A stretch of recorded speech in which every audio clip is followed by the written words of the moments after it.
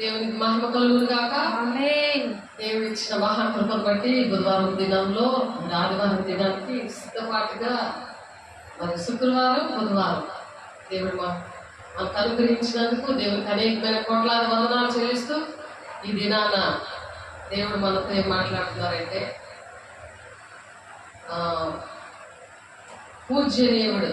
పూజ్యనీయుడవు, అద్భుతములు చేయవాడవు, నీ వంటి వాడు ఎవరు? దేవుని కొనియాడుతూ ఆ విధంగా మనము పూజనీయుడైన దేవుని మరి ప్రణాళికేంటి మన పట్ల దేవుడు ఈ 40 దినాలు తర్వాత ఒక 10 రోజులు కలిపి 50వ రోజు పెంతెకొస్తు దినం రాబోతుంది మనం. కాబట్టి కొన్ని విషయాలు దేవుడు చనిపోయిన తర్వాత పూజనీయుడైన దేవుడు మరి ఎంతమందికి కనిపించారో, చనిపోయి లేచాడు అనమాట. ప్రపంచంలో ఎవ్వరూ కూడా అలాగే చనిపోయి లేగలేదు. ఆయన కోసం కాదు, మానవాళి రక్షణ కోసము ఆయన ప్రాణం అర్పించారు. మరి ఇంకా మనం పాపం చేసి మరి బలి అర్పించే పని లేదు. ఒప్పుకొని విడిచిపెట్టి మరి దేవునికి ఇష్టంగా ఉండి మరి అనేక మందికి ఆ విషయాలు తెలియపరచడానికి యేసే శరీరము రక్తము తీసుకున్నప్పుడు ఎడతెగక అపోస్తలుల 2:42 ఉంది కదా, అటువంటి వారిని ఆయన మరణాన్ని ప్రచురం చేయడానికి, ఈ విషయాలు ప్రచురం చేయడానికి 1 కొరింథీ 11:26 ఉంది. ఆయన మరణాన్ని ప్రచురం చేయాలంటే యేసే శరీరం రక్తము తీసుకోవాలి, అది ఎడతెగక తీసుకోవాలి. అప్పుడు సాతానుకు భయం వేస్తుంది మనమంటే. అప్పుడు అపోస్తలులాగా దేవుడు వాడుకుంటాడు. ఈ అంచె దినాల్లో అందరి మీద ఆత్మలు కుమ్మరిస్తున్నానని యోబేలు చెప్పిన ప్రవచనము అది నెరవేర్పులో జరుగుతుంది. ఆ నెరవేర్పు దినాల్లో మనం ఉన్నాం. అపోస్తలుల 2:17 మరి యవనులు దర్శనం చూస్తారు, వృద్ధులు కలలు కంటారు, మీ కుమారులు మీ కుమార్తెలు ప్రవచిస్తారు, మీ సేవకులు సేవకురాళ్ళ మీద నా ఆత్మను కుమ్మరిస్తామంటున్నాడు. కాబట్టి ఆత్మతోనూ సత్యంతోనూ ఆరాధించడానికి ఆయన పూజనీయుడు. దేవునికి మహిమ కలుగును గాక. దేవుని పరిపూర్ణుడు, ఆయన పరిపూర్ణుడు. ఆయన సమాధి ఒక్కటే ఖాళీగా ఉంది. ఆయన చనిపోయి లేచి అనేక మందికి కనిపించారు. మరి ఆయన చనిపోయి లేచాక మరి 24వ తారీఖు 50 రోజు అవుతుంది.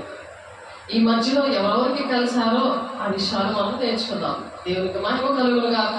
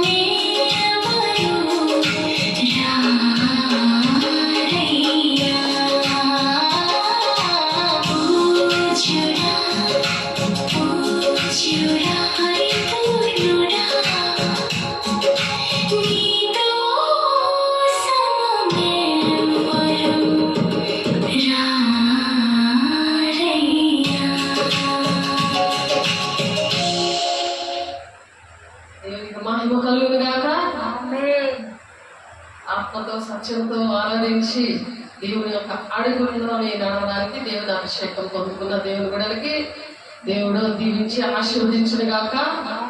అలాగా ఎవరైతే దేవుని ఆత్మను పొందుకుంటారో అలాగా దేవుడు వారిలోని సత్య స్వరూపైన ఆత్మలు వచ్చినప్పుడు సర్వ సత్యంలోనికి వారు నడిపిస్తారు. అబద్ధ బోధలో నడిపించరు, దెయ్యముల బోధలో నడిపించరు. అబద్ధ ప్రవక్తలు అబద్ధ బోధకులు వస్తున్నారు జాగ్రత్త అని మొదటి యోహాను 4వ అధ్యాయంలో 1వ వచనంలో చెప్తున్నారు కదా, మీరు పరీక్షించుకోండి అని. అలాగా పరీక్షించుకోవాలి. దేవుని ఆత్మను పొందుకున్నప్పుడు దేవుడు ఏంటంటే సత్యవాక్యంలోని మనల్ని నడిపించి మన నోట ఏంటంటే నిత్య రాజ్యానికి నడిపించి ఆ వాక్కును నోట్లో పెడతాడు. పెట్టి ఆ మాటలు మనము పరిపూర్ణులుగా ఆత్మతో మనము నడిపించబడతాం. అలా ఎంతమంది అయితే నడిపించబడతారో వాళ్ళే నా కుమారులు నా కుమార్తెలు అంటున్నాడు. దేవునికి మహిమ కలుగును గాక. 8వ అధ్యాయం 14వ వచనంలో ఉంది ఆ మాట. ఆయన కుమారులుగా ఆయన కుమార్తెలుగా మనం ఉండడానికి దేవుడిచ్చిన భాగ్యాన్ని బట్టి దేవుడికి కోట్లాది వందనాలు, కోట్లాది వందనాలు. మరి దేవుడు ఇక్కడ నిర్గమాకాండము యెహోవా 11వ అధ్యాయం, నిర్గమాకాండము 15వ అధ్యాయము 11వ వచనంలో యెహోవా వేకులలో నీ వంటి వాడు ఎవడు, పరిశుద్ధతను బట్టి నీవు మహనీయుడవు. పరిశుద్ధతను బట్టి ఆయన పరిశుద్ధుడు అన్నమాట. అందుకని మనము పరిశుద్ధాత్మని పొందుకోవాలి. పొందుకున్నప్పుడే సత్యవాక్కు మన నోట ఉంచుతాడు ఆయన. లేకపోతే సైతాను మాట నోటులో ఉంచుతాడు. కాబట్టి పిలుపు దర్శనం అనేది ప్రతి ఒక్క మనిషికి ఉంటుంది. తండ్రి చిత్తం అనేది ప్రతి ఒక్క మనిషికి కూడా ఉండాలి. ఎందుకంటే ఏసే శరీరం అనేది సంఘము. ఏసే శరీరము ఏంటది? ఏసే శరీరం అంటే సంఘము. ఆ సంఘానికి శిరసములు యేసయ్య శిరసగా ఉన్నాడు. ఆయనలో అవయవాలు ఎవరు? మనమే ఆయన అవయవాలు. కాబట్టి అవయవాలు ఒక్కొక్కరు ఒక్కొక్క పని చేయాలి. సువార్థికులుగా, ప్రవక్తలుగా, ఉపదేశకులుగా, కాపరులుగా, బోధకులుగా, ఉపదేశకులుగా, అపోస్తలుగా వాడబడాలి అని దేవుడు సంఘానికి 4వ అధ్యాయము 13వ వచనంలో చెప్తున్నాడు. పరిశుద్ధులు సంపూర్ణులు అవ్వాలంటే, క్రీస్తు శరీరము క్షమాభివృద్ధి జరగాలంటే ఒక్కొక్కరికి ఒక్కొక్క పని అప్పుడు చెప్తాడు. ఆ పని తండ్రి చిత్తమని. ఆ తండ్రి చిత్తము నెరవేరిస్తేనే దేవుని బిడ్డ దేవుని రాజ్యానికి వెళ్తాం. తండ్రి చిత్తాన్ని నెరవేర్చాలి. ప్రభు అని ఎందుకు పిలుస్తున్నావు? నేను చెప్పిన ప్రకారము నువ్వు చేయక అనుంది. ఏ ప్రకారం చేస్తున్నారు? సాతానికి ఇష్టమైన ప్రకారంలో వెళ్తున్నారా? దేవునికి ఇష్టమైన పనిలో వెళ్తున్నారా? సాతానుడి శిరసగా ఉన్నాడా? దేవుడి శిరసగా ఉన్నాడా అని చెప్పేదే పరిశుద్ధాత్మ దేవుడు. నువ్వు ఏ మార్గంలో వెళ్తున్నావో అది చెప్పేదే పరిశుద్ధాత్మ దేవుడు. పరిశుద్ధాత్మ దేవుడు మనతో మాట్లాడతాడు, నడిపిస్తాడు. అందుకే దేవుడు కన్ఫర్మ్ చేశాడు, వాళ్ళే నా కుమారులు నా కుమార్తెలు అంటున్నారు. నీ మటుకు నువ్వు ఏం చేస్తున్నావో అది చెప్తుంది అనమాట. నా మటుకు నేను ఏం చేసేస్తున్నానో ఏం చెప్తున్నాను అవన్నీ కూడా పరిశుద్ధాత్మ దేవుడు మనతో చెప్తాడు. తట్టి కొట్టి నడిపిస్తాడు. వెన్ను తట్టి చక్కని ఆలోచన చెప్పి నడిపిస్తాడని యేసయ్య గారు పాట. వెన్ను తట్టి అలాగా నడిపిస్తాడు అనమాట. లయలకు లెవెల్లు అక్కడ దుష్టుడు ఉన్నాడు, నువ్వు అక్కడ కూర్చోకూడదు, ఇక్కడ కూర్చో, ఆ బట్టలు వేసుకోకూడదు, వేసుకో, పరిశుద్ధుడు అంటాడు. పరిశుద్ధాత్మ దేవుడు పరిశుద్ధతను బట్టి నీవు మహనీయుడవు అంటున్నాడు. ఆయన పిల్లలుగా ఉండాలంటే ఆయన మహనీయుడు. స్తుతి కీర్తనలు బట్టి పూజ్యుడవు. స్తుతి అనేది ఆయనకి ఎందుకు అర్పించాలని ఇష్టమైనది స్తుతులు అర్పించడం. ఆ స్తుతుల సింహాసనం మీదే వచ్చి ఆయన కూర్చుంటాడు, మన మాట వింటాడు. ఆ స్తుతుల సింహాసనం మన హృదయంలోనే ఉండాలి. దేవునికి మహిమ కలుగును గాక. ఆ హృదయాన్ని దేవునికి ఇవ్వకపోతే అందులో సాతాను తిష్ట వేసుకొని వాడికి ఇష్టమైన పాటలు పాడుతూ ఉంటారు, అటువంటి చూస్తూ ఉంటారు. వాక్యానుసారమైన పాటలు కూడా చూడరు, వినలేరు.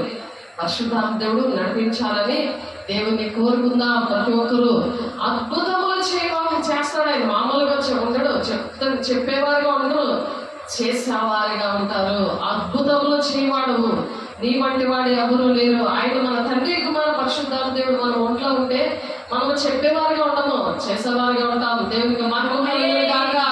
ఆ క్రియలు చేసేవారిగా ఉంటారు. కాబట్టి క్రియలు లేని విశ్వాసము మృతము అన్నది వాక్యము.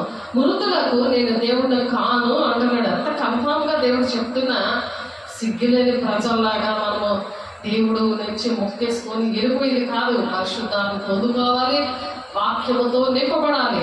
పరిశుద్ధాత్మ దేవుడు వాక్యము కలిస్తేనే అద్భుత కార్యాలు ఆ మనిషి ద్వారా జరుగుతాయని మనకు 16:20లో మీరు వాక్యాన్ని ప్రకటిస్తుంటే సహకార్యనే నుండి అద్భుత కార్యాలు చేస్తానంటాడు. సహకారిగా ఆయన పక్కన ఉంటాడు, ఆయన ఒడ్డులో ఉంటాడు, పక్కన ఉంటాడు, చేస్తా ఉంటాడు. ఆయన పనులు చేసేవాడు ఆయన, మనం కాదు. నీవు విమోచించిన ఈ ప్రజలను నీ కృప చేత తోడుకొని పోతివి, నీ బలము చేత వారిని నీ పరిశుద్ధాలయములకు నడిపించితివి. నడవాలంటే పరిశుద్ధాలయానికి పరిశుద్ధాత్మను పొందుకుంటేనే పరిశుద్ధాలయానికి దేవుడు నడిపిస్తాడు. దేవుడి బిడ్డ, దేవుడికి మహిమ కలుగాక. అందరూ వచ్చేది వేరే ఆలయం అది, కానీ పరిశుద్ధాత్మతో నింపబడిన ఆలయము, దేవుడు మాట్లాడే అనుభవం ఉన్న ఆలయంలోనికి అటువంటి వారే వస్తారు. అందరూ కూడా రాలేవాడు దేవుడు. దేవునికి మహిమ కలుగు కాక. నీవు ఏ లెక్కలో ఉన్నావో ఆలోచించుకో, ఎక్కడికి వెళ్తున్నావో ఆలోచించుకో. దేవుని బిడ్డ, జనములు విని దిగులు పడును. ఫిలిస్తీయ నివాసులను వేదన కలుగును. ఫిలిస్తీన్లకి మరి ఆ నివాసులకి మరి గొలియాతు మరి చంపడి కనుక ఆ గొలియాతుని మరి దావీదు చంపాడు కదా. అటువంటి జనాలు వింటే వాళ్ళకి వేదన వస్తుంది. అటువంటి మరి బలిష్ఠులకు, మోయాబు బలిష్ఠులకు వణుకు పడుతుంది. పరిశుద్ధాత్మ నింపబడిన ఆ ప్రజలను చూస్తే, అద్భుత కార్యాలు చేసేవాళ్ళని చూస్తే, అటువంటి సన్నిధిని చూస్తే వాడికి వణుకు పడుతుంది. కానాను నివాసులందరూ దిగులుంది కరిగిపోదురు. భయము, అధిక భయము వారికి కలుగును. ఎందుకంటే అపోస్తుల బోధలో వారికి అపోస్తులు 2:43లో ఆ మాట ఉంది. ఇక్కడ ఇది ప్రవచనం. ఇది నిర్గమాకాండము 15:11 నుంచి కూడా దేవుడు ఆ ప్రవచనం చెప్తున్నాడు. అది నెరవేర్పుగా అపోస్తులు 2:43లో భయము కలుగును అంటున్నాడు. వీళ్ళకు వణుకు పడుతుంది. ఎందుకు? పరిశుద్ధాత్మను పొందుకున్న వాళ్ళు ఎడతెక్క తీసుకున్నప్పుడు వాళ్ళలో ఉన్న చీకట్లకి భయం కలుగుతుంది. మనుషులు మంచివాళ్ళే, కానీ నడిపించేవాడు వాడు పరిశుద్ధాత్మ దేవుడు నడిపించాలి. ఆయనకి చోటు ఇవ్వకపోతే మరి అపవిత్రాత్మకి అప్పచెప్పుతాను అంటున్నాడు. రోమా 1:24 అపవిత్రాత్మకు అప్పచెప్పుతాడు దేవుడు. మనం వాక్యానుసారంగా నడవకపోతే, పరిశుద్ధాత్మ దేవుడు నడిపించకపోతే వాక్యానుసారంగా నడవలేరు. చెబుతారు కానీ మరి చేయరు అన్నాడు. శాస్త్రులు, పరిశీలు, సద్దుకాయలు, ధర్మశాస్త్రోపదేశకులు అన్నీ వచ్చి వాళ్ళకి, కానీ దేవుని రాజ్యానికి వారసులుగా లేరు. ఏసైగా చంపేవారిగా ఆనాడు ఉన్నారు, ఈనాడు కూడా బాహాటంగా దేవుని సిలువ వేసేటట్టుగా దేవుని నామానికి అవమానకరంగా ప్రజలు ఉండడానికి కారణాలు అన్నమాట ఇవి. కాబట్టి భయము, అధిక భయము వారికి కలుగును. యెహోవా నీ ప్రజలు అద్దరికి చేరు వరకు, నీవు సంపాదించిన ఈ ప్రజలు అద్దరికి చేరు వరకు నీ బాహుబలము చేత పగవారు రాతి వలె కదలకుందురు.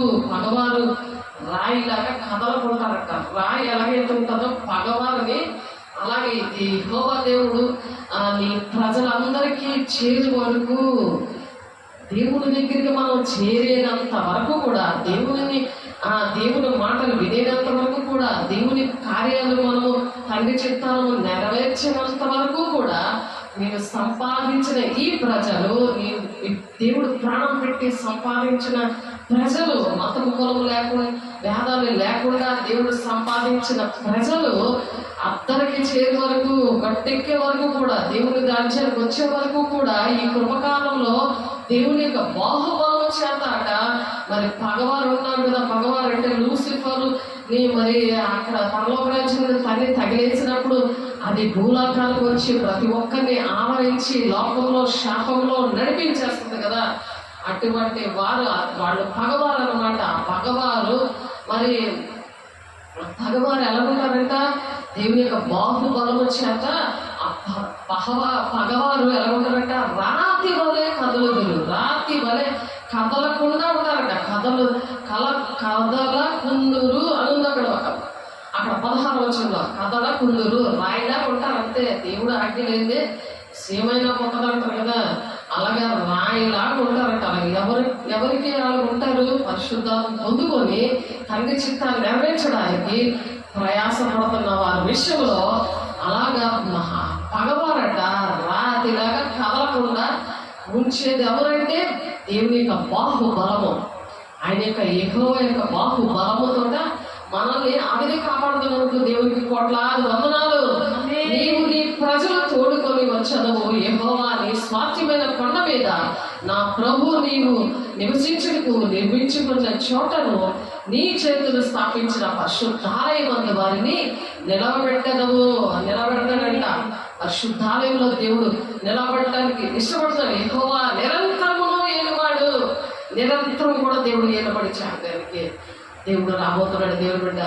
కాబట్టి ఈ ప్రవచన వాక్కు దేవుడు దీవించగా ఈ ప్రవచన వాక్కు ఇంటికి నెరవేర్పులోనికి రాబోతుంది.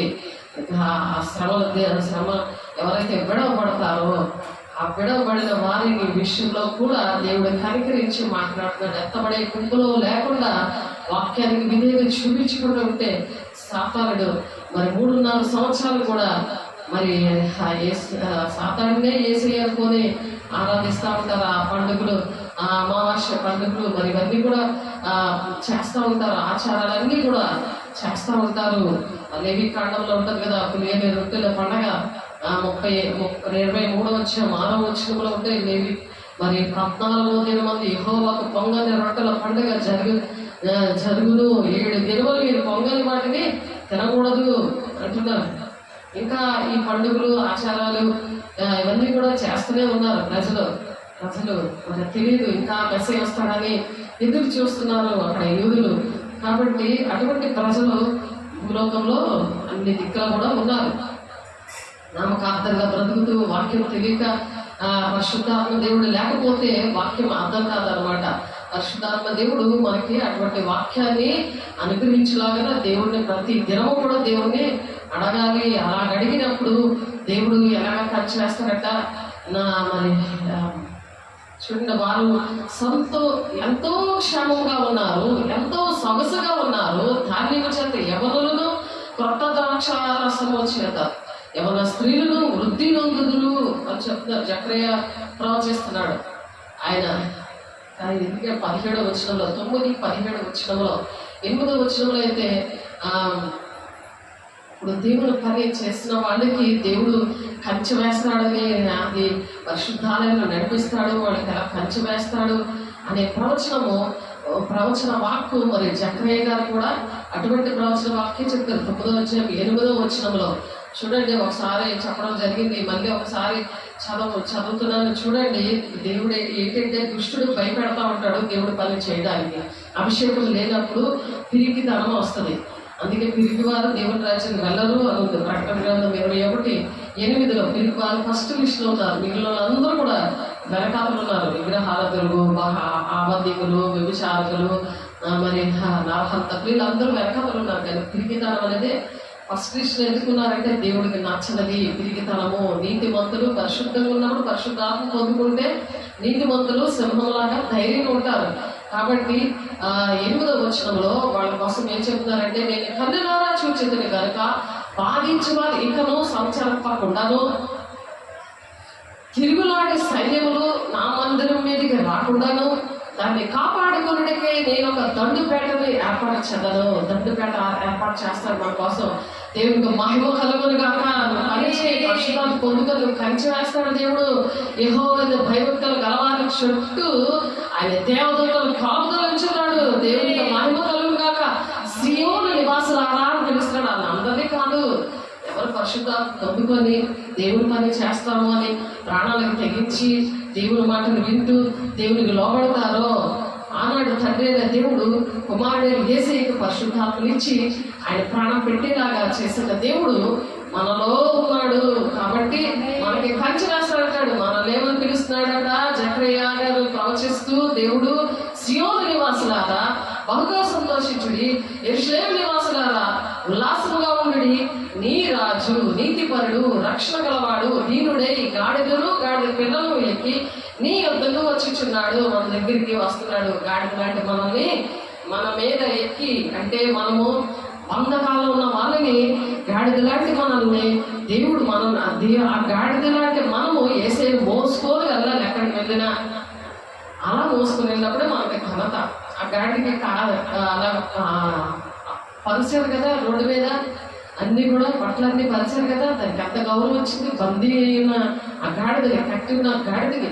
అలా మన బంధకాల్లో ఉన్న మనల్ని ఆయన ప్రాణం పెట్టి అలా విడిపించాడు. ఇప్పుడు అవన్నీ కూడా నిజంగా జరిగిన విషయాలు దేవుడు మరలా మనతో మాట్లాడి, మరి సాదృశ్యంగా గాడిద లాంటి మనల్ని దేవుడు ఏంటంటే ఆయన్ని మోసుకొని వెళతేనే మనకి జయము. ఆయన మోసుకోకుండా పక్కన పెట్టేసి నీ ఇష్టం వచ్చి తిరిగితే ఏం జయం ఏమి ఉండదు.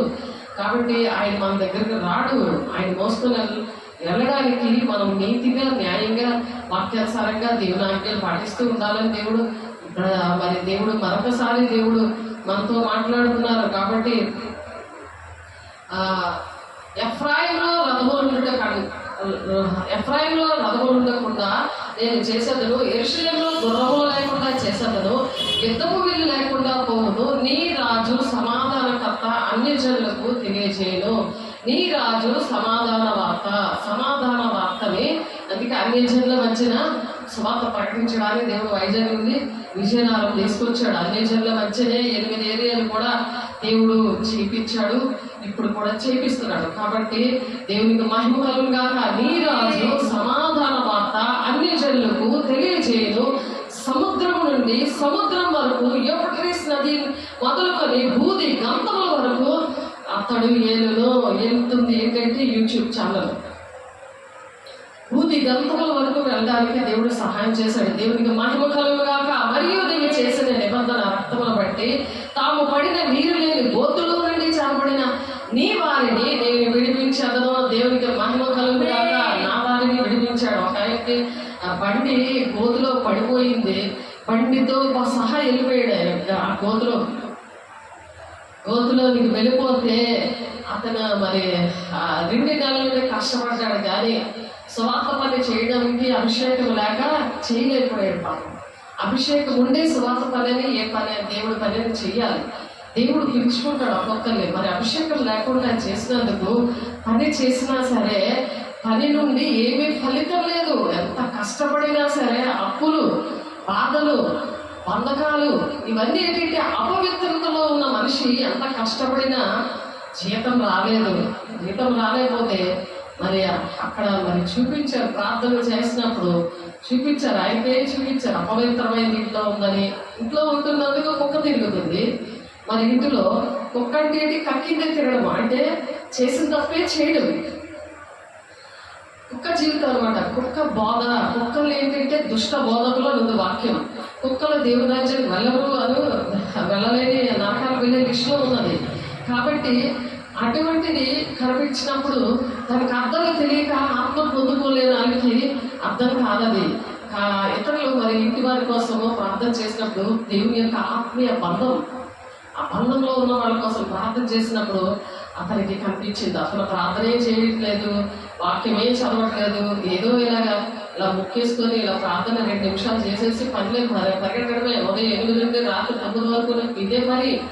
అంత శ్రమ పడినా మరి అక్కడ ముందేమో నీ పని నచ్చింది అని చెప్పి, తర్వాత ఏమో నేను స్థిరపరుస్తాను, నేను ఇక్కడ ఉండిపో అని చెప్పి, తర్వాత నీకు పని నచ్చలేదు, నేను జీతం ఇవ్వను, నేను పనిలో పెట్టుకోను అన్నాడు. చూడండి, మోసపుచ్చే ఆత్మ ఉన్న దగ్గర ఎక్కడైతే పని చేస్తున్నాడో అక్కడ ఒక బసభావం కనిపించింది. అప్పటికీ నువ్వు జీతం ఎంతో మాట్లాడుకో, మోసం చేస్తాడు అని చెప్తున్నా వినలేదు. ఎందుకంటే పరిశుద్ధాత్మని పొందుకోలేనేటంటే వాళ్ళలో బ్రహ్మపరిచే ఆత్మ ఉన్నది. అతనికి 2012లో బ్రహ్మపరిచే ఆత్మ ఏలుబడి చేసింది. అంతవరకు కూడా పరిశుద్ధాత్మతోని నింపబడి మరి దశంభాగం ఇవ్వలేదు నువ్వు అని అంటే ఆ దశంభాగం కట్ చేసి ఇచ్చినందుకు 10 లక్షలు లాస్ వచ్చేసింది అతనికి. అయితే ఎన్ని అనుభవాలు కూడా దేవుడు ముఖాముఖిగా మాట్లాడే అనుభవాలు కూడా ఎప్పుడైతే పరిశుద్ధాత్మ దేవుడిని పొందుకోలేదో ఇతరుల ప్రార్థన బట్టి అలాగా పైకి వచ్చేయడం కాదు, అలాగ దేవుళ్ళు పొందేసుకోవడం కాదు, స్వంతంగా పరిశుద్ధాత్మను పొందుకోవాలి. ఎవరో ప్రార్థన చేస్తారు, పరిశుద్ధాలు పొందేసుకోవడము, మేలు పొందేసుకోవడం, ఆశీర్వాదాలు పొందేసుకోవడం చదువు అది కొంతవరకే. ఎవరి దగ్గర నువ్వు అప్పు తీసుకుంటే వాళ్ళకి అప్పు ఇవ్వాలి కదా. అది పోనీ అప్పు కాకపోయినా వాళ్ళు వదిలేస్తారు, ఇవ్వని నిన్ను వదిలేస్తారు. ఇంకా దేవుడే తీసుకుంటాడని వదిలేస్తారు. అలాగే నీకు దేవుని ఆత్మతో నిన్ను నింపి మరి దేవుని విషయానికి చెప్పి మరి దేవుడిని నీకు పరిచయం చేయాలంటే నీ జీవితంలో ఒక కార్యం జరిగితే కదా నువ్వు దేవునికి దగ్గర అవుతావు. అలా దగ్గరేగా చేస్తారు మనుషులు అంతే. కానీ దేవుడిని కృతజ్ఞతతో మన సాక్షిగా నిలబడి దేవుడు నాకు ఇలా ప్రార్థన చేసినందుకు దేవుడు ఇలాగా సహాయం చేశాడని మంచిగా సాక్ష్యం చెప్పాలి. నేనే అనుకుని సాక్ష్యం చెప్పకూడదు. దేవుడు నాకు ఇలా సహాయం చేయాలి, ఎవరి పేర్లు చెప్పక్కర్లేదు, దేవుడు నాకు ఇలా సహాయం చేశాడు అని చెప్పి సాక్ష్యం కూడా చెప్పలేని పరిస్థితి అనమాట. మరి నేను ఎన్ని రోజులు ప్రార్థన చేశాను, ఇలా చేశాను అలా చేశాను అని మనం చెప్పుకోకూడదు. కానీ పరిశుద్ధాత్మ దేవుడు మనతో ఇలా చేపిస్తాడు అన్నమాట. అలాగా ప్రేమించి అలాగ చేసినందుకు మరి పరిశుద్ధాత్మని సెల్ఫ్ అంటే ఎవరు మటుకాళ్ళు పరిశుద్ధాత్మ పొందుకోవాలి. ఒకరి మీద ఆధారపడే పరాన్న జీవిలాగా ఉండకూడదు. మరి అలాగా ఉంటే పరాన్న జీవి అంటే ఇతరుల మీద ఆధారపడేటట్టు అనమాట. నేను ఎప్పుడైనా చేసి వాళ్ళు ఇచ్చి పెడతాను. ఇప్పుడు చూడండి, పక్షి కొన్ని రోజులు తినిపిస్తుంది, తినిపించి తల్లి వచ్చి దాని నోట్లో పెడతా ఉంటుంది. తర్వాత దానికి కొంచెం రెక్కలు వస్తే అక్కడ నుండి అలా పడేస్తుంది అనమాట. అది ఇలా బెంబేరెక్కిపోద్ది పాపం చిన్నపిల్ల, కానీ అది ఎగరడం నేర్చుకుంటుంది. దేవునికి మహిమ కలుగును గాక. సేమ్ అలాగే నేను అన్ని కూడా నా ఆత్మీయ పిల్లలకి, ఆత్మీయ బంధంలో ఉన్న కుటుంబానికి నేను చెప్తాను. దేవుడు కార్యాలు చేస్తూ ఉంటాడు. కానీ అక్కడ నుంచి మీరు దేవుని ఆత్మను పొందుకోండి, మీరు దేవునితో కనెక్ట్ అవ్వండి, నాతో కనెక్ట్ అవ్వద్దు. మీకు దేవుని ప్రేమ రుచి చూశారు కాబట్టి మీరు నిలబడాలి. క్రీస్తు అనే బండ మీద మీరు నిలబడాలి. మీరు దేవుని శక్తిని పొందుకోవాలి. దేవుని యొక్క పునరుత్థాన శక్తితో దేవుడు ఎలాగైతే మరి దేవుడు కనిపించాడో, కార్యాలు చేశాడో, శిష్యులకు నేర్పించాడో, పిరికితనంగా ఉన్న దేవుని బిడ్డలాగా దేవునితో తిరుగుతూ దేవుని కార్యాలు చూస్తూ. అర్థమవుతుందా లేదా చెప్పాలి, నోళ్ళు ఉన్నాయి కదా. దేవుడి కార్యాలు చూస్తూ, దేవుడు పనులు చూస్తూ, దేవుడు తెస్తే మరి టైం వేసరికి వేసే అక్కడ వేసరికి వేసే గుర్తొచ్చేవాడు. మిగిలిన టైంలో వాళ్ళు గుర్తొచ్చేవాడు కాదు. మరి శిష్యులు అలాగా చూస్తూ వేసే రూపం ఉంది కానీ వేసే గుణాలు లేవు. అలాంటి వాళ్ళు వేసే చనిపోయాక మరి 3వ రోజు నేను దిగిస్తానని అన్ని వివరంగా చెప్పినా సరే, నన్ను ఇలాగా చంపేస్తానని చెప్పినా సరే, అలా చెప్పకూడదని పేదలైతే గట్టిగా చేయబడుతున్నాడు. అది తండ్రి చిత్తం. సాతానా నా వెనక్కి వెళ్ళిపో అన్నాడు దేవుడు. ఎందుకు? పరిశుద్ధాత్మ పొందుకోలేదు వాళ్ళు. 3వ రోజు ఆ పేదలు దేవుడు ప్రేమిస్తున్నావా, నువ్వు ప్రేమిస్తున్నావా అని 3 సార్లు అడిగినప్పుడు అది నీకే తెలుసు ప్రభా అని అంటాడు. అంతే. దాన్ని 3 సార్లు బొంకేస్తాడు ఏసైని. ఎందుకు? పరిశుద్ధాత్మ పొందుకోలేదు. ఆ పేదలే ఎన్నో అద్భుత కార్యాలు చేశాడు. ఆ శిష్యులే ఎన్నో అద్భుత కార్యాలు చేశారు. ఎందుకంటే దేవుడు ఒక సాక్షిగా ఉన్నాడు. దేవునికి మహిమ కలుగును గాక. అలా మనం సాక్షిగా ఉండాలి. దేవుని పరిశుద్ధాత్మని మేడగదిలో 50 రోజులు పొందుకున్నారు శిష్యులు. వాళ్ళందరూ కూడా అద్భుత కార్యాలు చేశారు, మహత్కారాలు చేశారు, సూచక్రియలు చేశారు. కాబట్టి ఈయనకి ఆ పాము కనిపించింది, ఒక్క కనిపించింది ఇంట్లో గోతులో బండితోనే దిగిపోయేటట్టు చూపించారు. కానీ నా కోసం నువ్వే ప్రార్థన చేయి అనేసి అంటా ఉంటే అలా కాదు. ప్రార్థన చేస్తామని ధీమా అన్నమాట. ప్రతి ఒక్కరికి ధీమాయే. ప్రార్థనా పనులు ఉన్నారంటే, దేవుని కార్యం చేస్తున్నారంటే అక్కడ నుండి ఎదిగే పిల్ల ఏంటంటే ఇంకా నడవడం స్టార్ట్ చేయాలి కదా, చిన్న మెతుకులు తినడం స్టార్ట్ చేయాలి కదా. మన పోషణాలకి నీ అంతకు ఎదగాలి కదా. ఇంకా చక్క వేసుకొని ఎవరు పాలు తాగే పరిస్థితుల్లోనే ఉన్నావు, బలమైన ఆహారం నీకు తగదు అన్నట్టుగా దేవుడు మరి హెబ్రీ పత్రికలో చెప్తాడు కదా. మీరు బోధకులే ఉండవలసి వచ్చినట్టుగా మీరు ఒకడు మొదట మూల పాఠాలు మీకు మరలా బోధించవలసి వచ్చినట్టు అస్తమాటికి జీవితంగా చెప్పించకూడదు. వాళ్ళంతట వాళ్ళు నిలబడి అనేకమైన బిడ్డల్ని దేవుడు ఎలాగో కృప ద్వారా మనల్ని రక్షించాడో ఆ విషయాలు మనము సాక్షిగా నిలబడాలి. మన సాక్షిని ఎందుకు ఇస్తాడంటే మనకు అర్హత లేకుండా దేవుడు అభిషేకించి దేవుడు మరి అనేకమైన కార్యాలు చేసి మనం దేవుని కోసం నిలబెట్టుకుంటాడు. ఎందుకంటే మరి దేవుడు పోలి మనం నడవాలని. అటువంటి ఆయనకి మరి వినలేనందుకు మరి గోతులో పడిపోయినట్టు చూపించారు. గోతులో పడిపోయినట్టు చూపించారు. ఇక్కడ వాక్యం ఉంది కదా, జకర్యా 9వ అధ్యాయము 11వ వచనం, మరియు నీవు చేసిన నిబంధన రక్తమును బట్టి తాము పడిన నీరు లేని గోతులో నుండి నిబంధన రక్తము ఆయన మరియు నీవు చేసిన నిబంధన రక్తమును బట్టి దేవుడు మన కోసం ప్రాణం పెట్టాడు కదా, మన దేవునికి ఆ రక్తాన్ని వేసేసరి ఆ రక్తంకి విలువ లేకుండా నువ్వు మళ్ళీ ఒక వార్తని ఎలాగైతే తింటారు అలాగే నువ్వు మరి ఆ పాపమైన స్థితి, మరి ఆ పాపమైన స్థితి ఎలా ఎంటర్ అవుతుంది? దేవునికి చోటు ఇవ్వకపోతే, దేవునికి సమయం అవ్వకపోతే, నీకు ఉద్యోగం ఇచ్చాడని నీ డబ్బులు వస్తున్నాయని అహంకారంగా కూర్చోకుండా, అందులోనే ఒరిగిపోకుండా, ఇంకా సంపాదిద్దాం అప్పులన్నీ తీర్చేద్దామని పనిగలు తీయకుండా దేవునికి సమయం ఇవ్వాలి. దేవునికి సమయం ఇవ్వాలి. దేవుడు పని చేయమంటే పని చేయకుండా సమయం ఇవ్వాలి. ఆ సమయం లేనందుకు అపవిత్రాత్మకి చెప్పాడు దేవుడు. అపవిత్రాత్మ ఏం చేసింది తెలుసా? ఆ గోతులో నీరు లేని గోతులో నుండి చెరపట్టబడిన వారిని నేను విడిపించదను అంటున్నాడు. దేవుడు విడిపించడానికి బంధకములో పడియుడి నిరీక్షణ గలవారా మీ కోటను మరలా ప్రవేశించుడి అంటున్నారు. రెండింతలుగా మీకు మేలు చేసేదను, నేను మీకు తెలియజేయుచున్నాను అంటున్నారు. రెండింతలుగా మేలు చేస్తామన్నాడు. ఎప్పుడు? సరి చేసుకుంటున్నప్పుడు.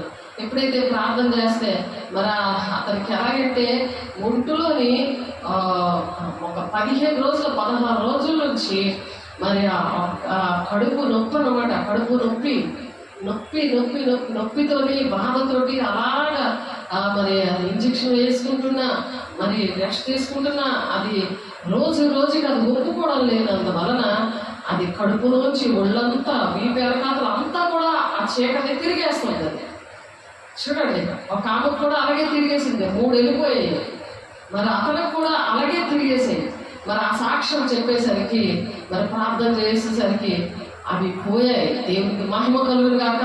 సాక్షి ఎందుకు చెప్పిస్తాడు మన జీవితాల్లో? ఆత్మీయ కుటుంబంలో ఆత్మీయ బంధము, అది ఎవరు విడరాని బంధము. నువ్వు వెళ్ళిపోయావా మరి ఇంకా దేవుని రాజ్యానికి వెళ్ళడానికి? ఆ మార్గంలో నుంచి దేవుని కుమారుడిగా ఉండలేవు. అటువంటి పరిస్థితుల్లో నుండి వెళ్ళిపోయిన వాళ్ళకి ఆ కుక్కలేంటి, పావులేంటి, సింహాలేంటి ఇవన్నీ కూడా కనబడతాయి దేవుని బిడ్డ. అంటే అటువంటి స్వభావమైన దుష్టుడు నీలో ఉన్నాడు, నువ్వు అటువంటి స్వభావాన్ని విడిచిపెట్టు అని అర్థము. అంతేగాని కుక్క దూరిపోయిందని కాదు. అది చేసిన తప్ప నేను చెప్తున్నావు. వాళ్ళకి తలపోటు కూడా చాలా బాగా వస్తుంది, కాళ్ళు పీకులు కూడా వస్తాయి. మానక దోషంలో చేయగల తలగల నడినెత్తిని నేను పగలగొడతాను అంటున్నాడు ఆయన. దేవుడు పని చేయకపోతే కాళ్ళు పీకేస్తారు. ఫుల్గా కాళ్ళు పీకితే వాడికి నువ్వు ఎన్ని రాసుకో, ఎన్ని మందులు వేసుకో, ఎన్ని చెయ్యు, మరి ఆ కాళ్ళు పీకులు తగ్గవు. కాబట్టి ప్రతి దానికి కూడా దేవుడు వాక్యము, పరిశుద్ధాత్మ దేవుడు మనతో మాట్లాడతాడు, నడిపిస్తాడు. గోతులో పడిన విషయంలో ఒక ఆమె కూడా ఒక గోతులో పడిపోయి నీరు లేని గోతులో పడిపోయినట్టు కనబడించింది. చాలా విషయాల్లో బోధించడం, చాలా విషయాలు చెప్పడం అయింది. కానీ పరిశుద్ధాత్మ ఇప్పుడు వరకు పొందుకోలేదు. వీళ్ళిద్దరు కూడా పొందుకోలేదు. 3 చీకట్లు వెళ్ళిపోయిన ఆమె ఎందుకు పరిశుద్ధాత్మ పొందుకోదు. కానీ ఇంకా స్టాండర్డ్ అనేది రాలేదు. ఎందుకంటే దేవునికి చోటేవారు వాక్యం కూడా నింపబడాలి. పరిశుద్ధాత్మ ఒక్కనే పొందేసుకోవడం కాదు, వాక్యంతో కూడా నింపబడాలి. ఈ రెండు కలిసి, వాక్యము ఆత్మ కలిసి అద్భుత కార్యాలు దేవుడు చేస్తూ ఉంటాడు. వారి విషయంలో తండ్రి చిత్తము వారి పట్ల నెరవేరుస్తూ ఉంటాడు. వారి తండ్రి చిత్తం నెరవేర్చడానికి ఆమెకు కూడా మంచి చక్కగా దేవుడు మరలా బాప్తిసం చూపించారు, ఆత్మీయ బాప్తిసం ఇచ్చినట్టు చూపించారు. సమరయ స్త్రీగా నేను వాడుకుంటాను. అటువంటి గ్రామాల్లో మేము పనిచేస్తున్నాం కాబట్టి ఆ సమరయ స్త్రీ ఏ విధంగా అయితే మరి ఆ గ్రామాలంతటినీ రక్షించిందో అటువంటి గ్రామాల్ని రక్షించడానికి దేవుడు ఆవిడకి పిలుపునిచ్చాడు. దేవుడు చూడని పిలుపునిచ్చాక, మామూలు పిలుపు అయితే ఎక్కడైనా జీతం ఇస్తామంటే పరిగెట్టేస్తారు. కానీ మరి దేవుని యొక్క జీతము అది శాశ్వతమైనది. ఇదైతే చిల్లి సంచిలో పోతుంది. దుష్టుడు ఏదో విధంగా దొంగలించేసి నీ డబ్బులన్నీ ఖర్చు పెట్టేస్తాడు. కానీ దేవునితో పని చేసింది అది నిత్య జీవంలో, అది అక్కడ అసలైన బ్యాంక్ అన్నమాట. అందులో మాత్రం ఖచ్చితంగా నీ కోసం జీవ కిరీటము సిద్ధంగా ఉంది. దేవుని బిడ్డ, దేవునికి మహిమ కలుగును గాక. ఆ వాక్యం ఎక్కడ ఉందంటే జకర్యా 8వ అధ్యాయము 16వ వచనంలో ఉంది చూడండి. జకర్యా 9వ అధ్యాయంలోనే మరి 16వ వచనంలో ఉంది, నా జనులు యెహోవా దేశంలో కిరీటమందలి రత్నం వలెనున్నారు. ఎంతమందిని అయితే నువ్వు పనిచేసి రక్షిస్తూ ఉంటావో నీకు ఒక కిరీటం పెడతాడు. నీకు ఒక కిరీటం, నాకు ఒక కిరీటం. ఎన్ని ఆత్మలు మన ద్వారా పరిశుద్ధాత్మను పొందుకున్నప్పుడు ఆయన మరణాన్ని మీరు ప్రచురం చేస్తారు. యేసు రక్తము తీసుకుంటారు కదా. అక్కడ 11:26 ఉంటుంది. పరిశుద్ధాత్మ పొందుకుంటారు. యేసు శరీరం రక్తం తీసుకున్నప్పుడు ఆ రక్తం ఏం చేస్తుంది? పరిశుద్ధపరుస్తుంది, దిద్దుబాటు ఆత్మలు ఇస్తుంది. అది మరి మరణాన్ని ప్రచురం చేసే శక్తిని, అభిషేకాన్ని ఇస్తుంది అన్నమాట. ఆ అభిషేకం అది నువ్వు ఉంటేనే తిరిగేసి నీ సేఫ్ కోసమే నువ్వు తీసేసుకొని తినేసి పడుకునేది కాదు. అది పడుకోకుండా నువ్వు అది తీసుకున్నందుకు నువ్వు దానికి న్యాయం చేయాలి. యేసు శరీర రక్తం తీసుకున్నందుకు ఆ మరణాన్ని నువ్వు ప్రచురం చేయాలి. ఎందుకంటే దేవుని శిష్యురాలు కదా. శిష్యుడిగా ఉన్నప్పుడు సర్వలోకాలు మీద సర్వ సృష్టికి సువార్త ప్రకటించాలి. మరి దేవుని పిల్లలకి బాప్తిస్మే అర్హత ఇస్తాడు దేవుడు. యేసు శరీర రక్తం తినడానికి, వాడికి ఇవ్వడానికి, మరి బాప్తిసం ఇవ్వడానికి, మరి దేవుడు ఏ సంగతులు చెప్పడం అవే మాత్రమే మీరు బోధించండి అని చెప్పి మరి దేవుడు ఆ 50వ దినాన ఆరోహణం అయిపోతూ ఆయన అందరికీ అటువంటి హోంవర్క్ ఇచ్చాడు. హోంవర్క్ మరి ఆయన ఏ విధంగా వెళ్ళాడో ఆ విధంగానే వస్తానంటున్నాడు ఆయన. అప్పటికి మనం తండ్రి చెప్తాను నెరవేర్చే వారిగా దేవుడు మనల్ని దీవించును గాక. నా జనులు యెహోవా దేశంలో, అటువంటి జనుల కోసం చెప్తున్నాడు ఇక్కడ. నా జనులు యెహోవా దేశంలో కిరీటమందలి రత్నముల వలె ఉన్నారు. నా జనులు కిరీటం నీకు పెట్టడానికి ఆ కిరీటము ఒకటే దేవుడు దాచాడు. అందులో మరి రత్నాలు లేకపోతే ఎలా ఉంటాయి ఆలోచించండి. రత్నాలు ఉండాలి కదా. ఆ రత్నాలు ఎవరికైతే నువ్వు స్వార్థ చెప్తావో, ఎవరికైతే నువ్వు దేవుని సన్నిధికి నువ్వు నడిపిస్తావో. 2-3 సార్లు ఆ విషయాలు చూపించారు. దేవుడు సన్నిధంతా నింపబడడం, మరి దేవుడు వచ్చి ఏసే బలారాధన ఇవ్వడం, అవన్నీ ఆమెకు చూపించారు. ఏసే కనబడడం, ఆ సియోను కొండ దగ్గర ప్రకాశవంతంగా ఆయన కనబడడం, ఇవన్నీ చూపించారు. కానీ వినకుండా ఆ బాధలు సాతానుడు ఏంటంటే భూ సంబంధమైన వెతకడానికి, భూ సంబంధమైన మనుషులతోటే ఉండడానికి, ఈ మూర్ఖుల ఈ తరమాలు వేరే ఉండమన్నాడు. అందుకే అలా ప్రత్యేకంగా ఉండమంటున్నాడు. విశ్వాసికి పొత్తు కుదరదు అంటున్నాడు. మరి పాలెక్కడిది అని అంటున్నాడు. వాళ్ళకి కుదరదు. కాబట్టి దేవుడి మాట మనం చెప్తాము, మనం మాత్రం పరిశుద్ధంగా ఉంటాము. మనం పరలోక సంబంధాలు లెక్కలో ఉంటాం. భూలోకంలో ఏంటంటే దేవుడు పని ఉంది కాబట్టి మనం పని చేస్తున్నాం. మనం యాత్రికులము, మన ప్రయాణికులము. మన రాజ్యం ఎక్కడ? పరలోక రాజ్యము, మన శాశ్వతమైన రాజ్యం అక్కడ. మన ఇల్లు అక్కడ, ఎక్కడ కాదు ఇల్లు. కాబట్టి అది గుర్తుంచుకొని అక్కడ ధనం సమకూర్చుకోవాలి. అందుకే ధనవంతులు దేవుని రాజ్యంలో ప్రవేశించలేరు. నేను ఒక ఆయన అంటాడు, మాకు కూడా ఇలా కనబడతాయండి, రోజుకి 5,000 సంపాదిస్తున్నాను, మాకు ఎంత డబ్బు వస్తుంది అనుకుంటున్నారు, మా దేవుడు కనబడతాడండి అని ఆ పేర్లన్నీ చెప్తున్నాడు. అవన్నీ రావండి. మరి అని కొన్ని మాటలు చెప్తే ఆయనకు అర్థం కాలేదు. ఎందుకంటే సాతానుడు ఆ బ్రెయిన్ అంతా ఆ తలంపులతో నింపేస్తాడు. ధనం అనేది ఎక్కడైనా దొరుకుతుంది, కానీ పరలోక రాజ్యంలో నీకు ధనము సిద్ధపరచుకోమని చెప్తున్నాడు. అక్కడ చెమ్మట కొట్టదు, అక్కడ దొంగలెత్తికలరు అక్కడ. కాబట్టి ఆ ధనం ఏంటంటే ఇదిగో ఈ రత్నాల్ని సంపాదించుకోవాలి. రత్నాలు పడిపోయి చెడిపోయి బంధకాల్లో నీలాగా ఆ జీవించిన వారికి నీ సాక్ష్యం నీకు ఎందుకు ఇచ్చాడంటే ఆ సాక్ష్యము నువ్వు చెప్పడానికి, తనకి నువ్వు ఏ స్థితిలో పడిపోయావో ఆ సాక్ష్యము దేవుడు చెప్పడానికి దేవుడు మన కోసం ప్రాణం పెట్టాడు. ఆయన సాక్ష్యము చెప్పాడు. ఆయన సాక్ష్యం చెప్పాడు. ఆయన సాక్ష్యము, నేను ఇలా రండి, నా వేలులో వేలు పెట్టి చూడండి, నా పక్కలో వేలు పెట్టి చూడండి, నేను భూతాలు కాదు, నేను దెయ్యాలు కాదు, నేను మీ దేవుడును, మీతో నేను ప్రతిరోజు మీతో ఉండి మీకు నేర్పించిన దేవుడును అని చెప్పి ఆయన కనిపించాడు. ఆయన మాట్లాడాడు. ఆయన సాక్ష్యం అలా చెప్పుకున్నాడు. అలాగే మనం చాలా మంది పోల్చుకోలేదు. చెప్పాలి, మనం ఎక్కడికి వెళ్ళినా సరే నాది నా పాత స్థితి ఇది, నేను ఇలా ఉండేదాన్ని, ఇలా ఉండేవాడిని, నా దేవుడు నన్ను ఇలా మార్చాడు అని చెప్పి నువ్వు ఏ ఆత్మనైతే రక్షిస్తావో అక్కడ వాళ్ళు రత్నాలుగా ఉన్నారంట. రత్నము వలె ఉన్నారు కనుక కాపరి తన మందను రక్షించినట్లు వారి దేవుడైన యెహోవా ఆ దినమున వారిని రక్షించును. దేవుడే వాళ్ళని రక్షిస్తాడు. ఎందుకు చెప్పడమే పని, ఎందుకు చెప్పడమే కానీ దేవుడు వాళ్ళని రక్షిస్తాడు. వారు ఎంతో క్షేమంగా ఉన్నారు, ఎంతో సొగసుగా ఉన్నారు. ధాన్యం చేత యవనులను, కొత్త ద్రాక్షారసం చేత యవన స్త్రీలను అలా వృద్ధి పొందుతారు అంటున్నారు. అలా వృద్ధి పొందుతారు. దేవుడు అలాగా, దేవుడు రాజులు కదా, ద్రాక్షారసం తాగుతారు. రాజరికం అనమాట. మామూలు ప్రాంతీయులు సారా అవి కాదు, ద్రాక్షారసం అంటే తాగమన్నారని తాగుబోతులు తయారయ్యారు. మొన్న ఒకటి పట్టుకో సబ్బులు పుల్లబొడి చేశారు, పెట్టేశారు. ఇప్పుడు మాత్రం చూస్తే పరిగెడతాడు అనమాట. దేవుని బిడ్డ చూస్తే పరిగెడతాడు దెయ్యంగాడు. అలాగే మనం దేవుని రారాజు బిడ్డలుగా దేవుడు మనల్ని చేశాడు, అలా చేశాడు, అలాంటి సాక్ష్యాలు మనకి ఇచ్చాడు. కాబట్టి దేవుడికి మహిమ కలుగును గాక. వారు ఎంతో క్షేమంగా ఉన్నారంట, ఎంతో క్షేమంగా ఉన్నారు. ఎలా ఉన్నారు? సొగసగా ఉన్నారంట. చూడండి, అలా దేవుడు సొగసుగా చేశాడు. అలాంటి రాజకీయ ఇచ్చిన దేవుడిని మనం విడిచిపెడతామా? దేవుడితో మనం గడపాలి కదా ఎక్కువ టైము.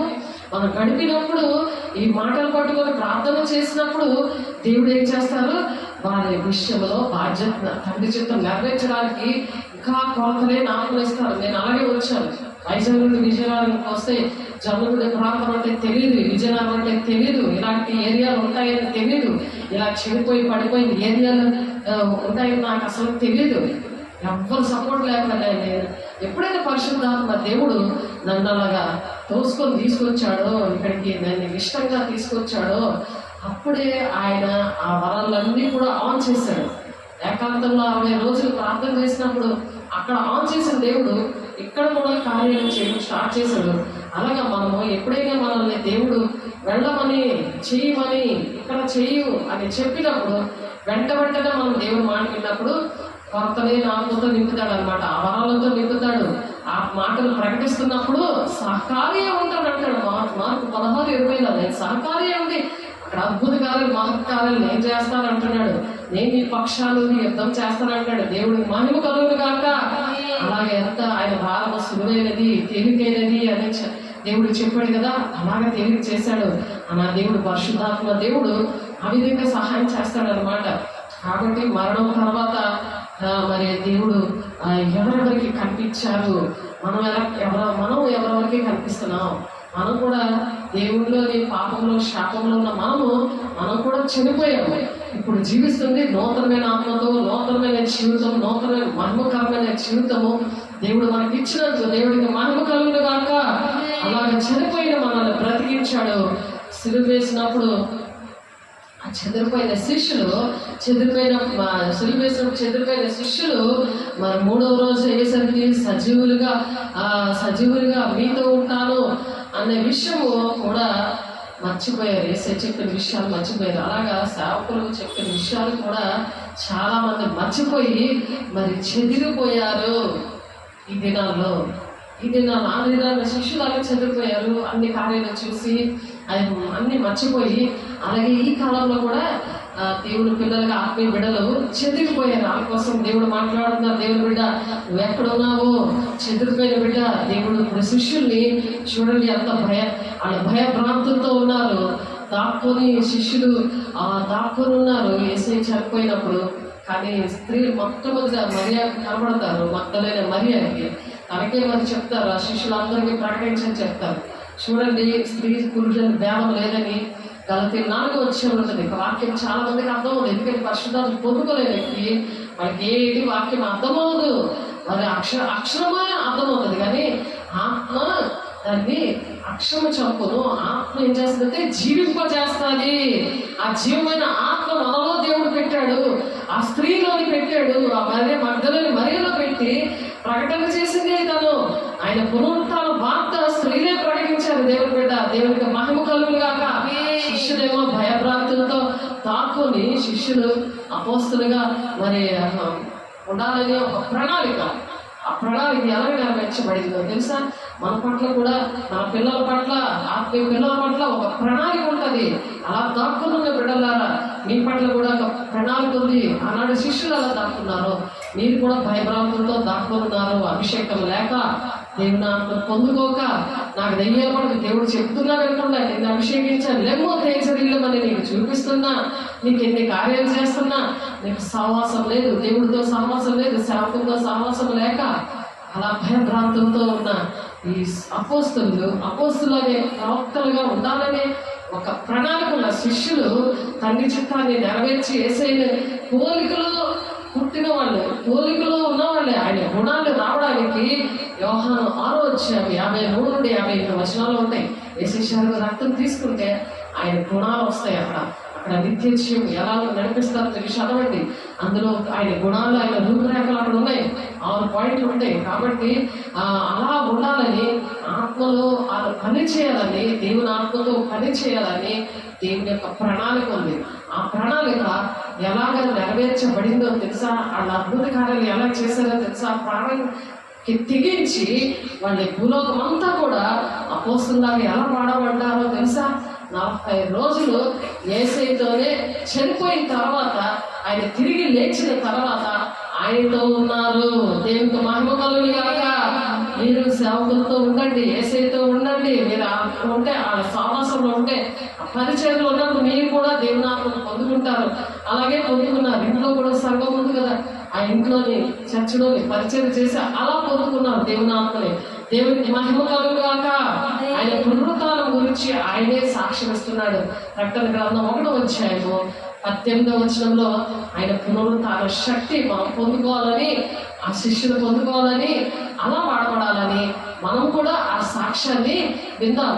ప్రకటన 1వ అధ్యాయం 18వ వచనం మీకోసం చదువుతున్నాను, చూడండి, రాసుకోండి. దేవుడు ఏమంటున్నారు? నేనే మొదటి వాడను, కడపటి వాడను, జీవించేవాడును, మృతుడనైతిని కానీ ఇదిగో యుగ యుగములు సజీవుడనే ఉన్నాను. అలా కన్ఫామ్ గా చెప్పగలమా?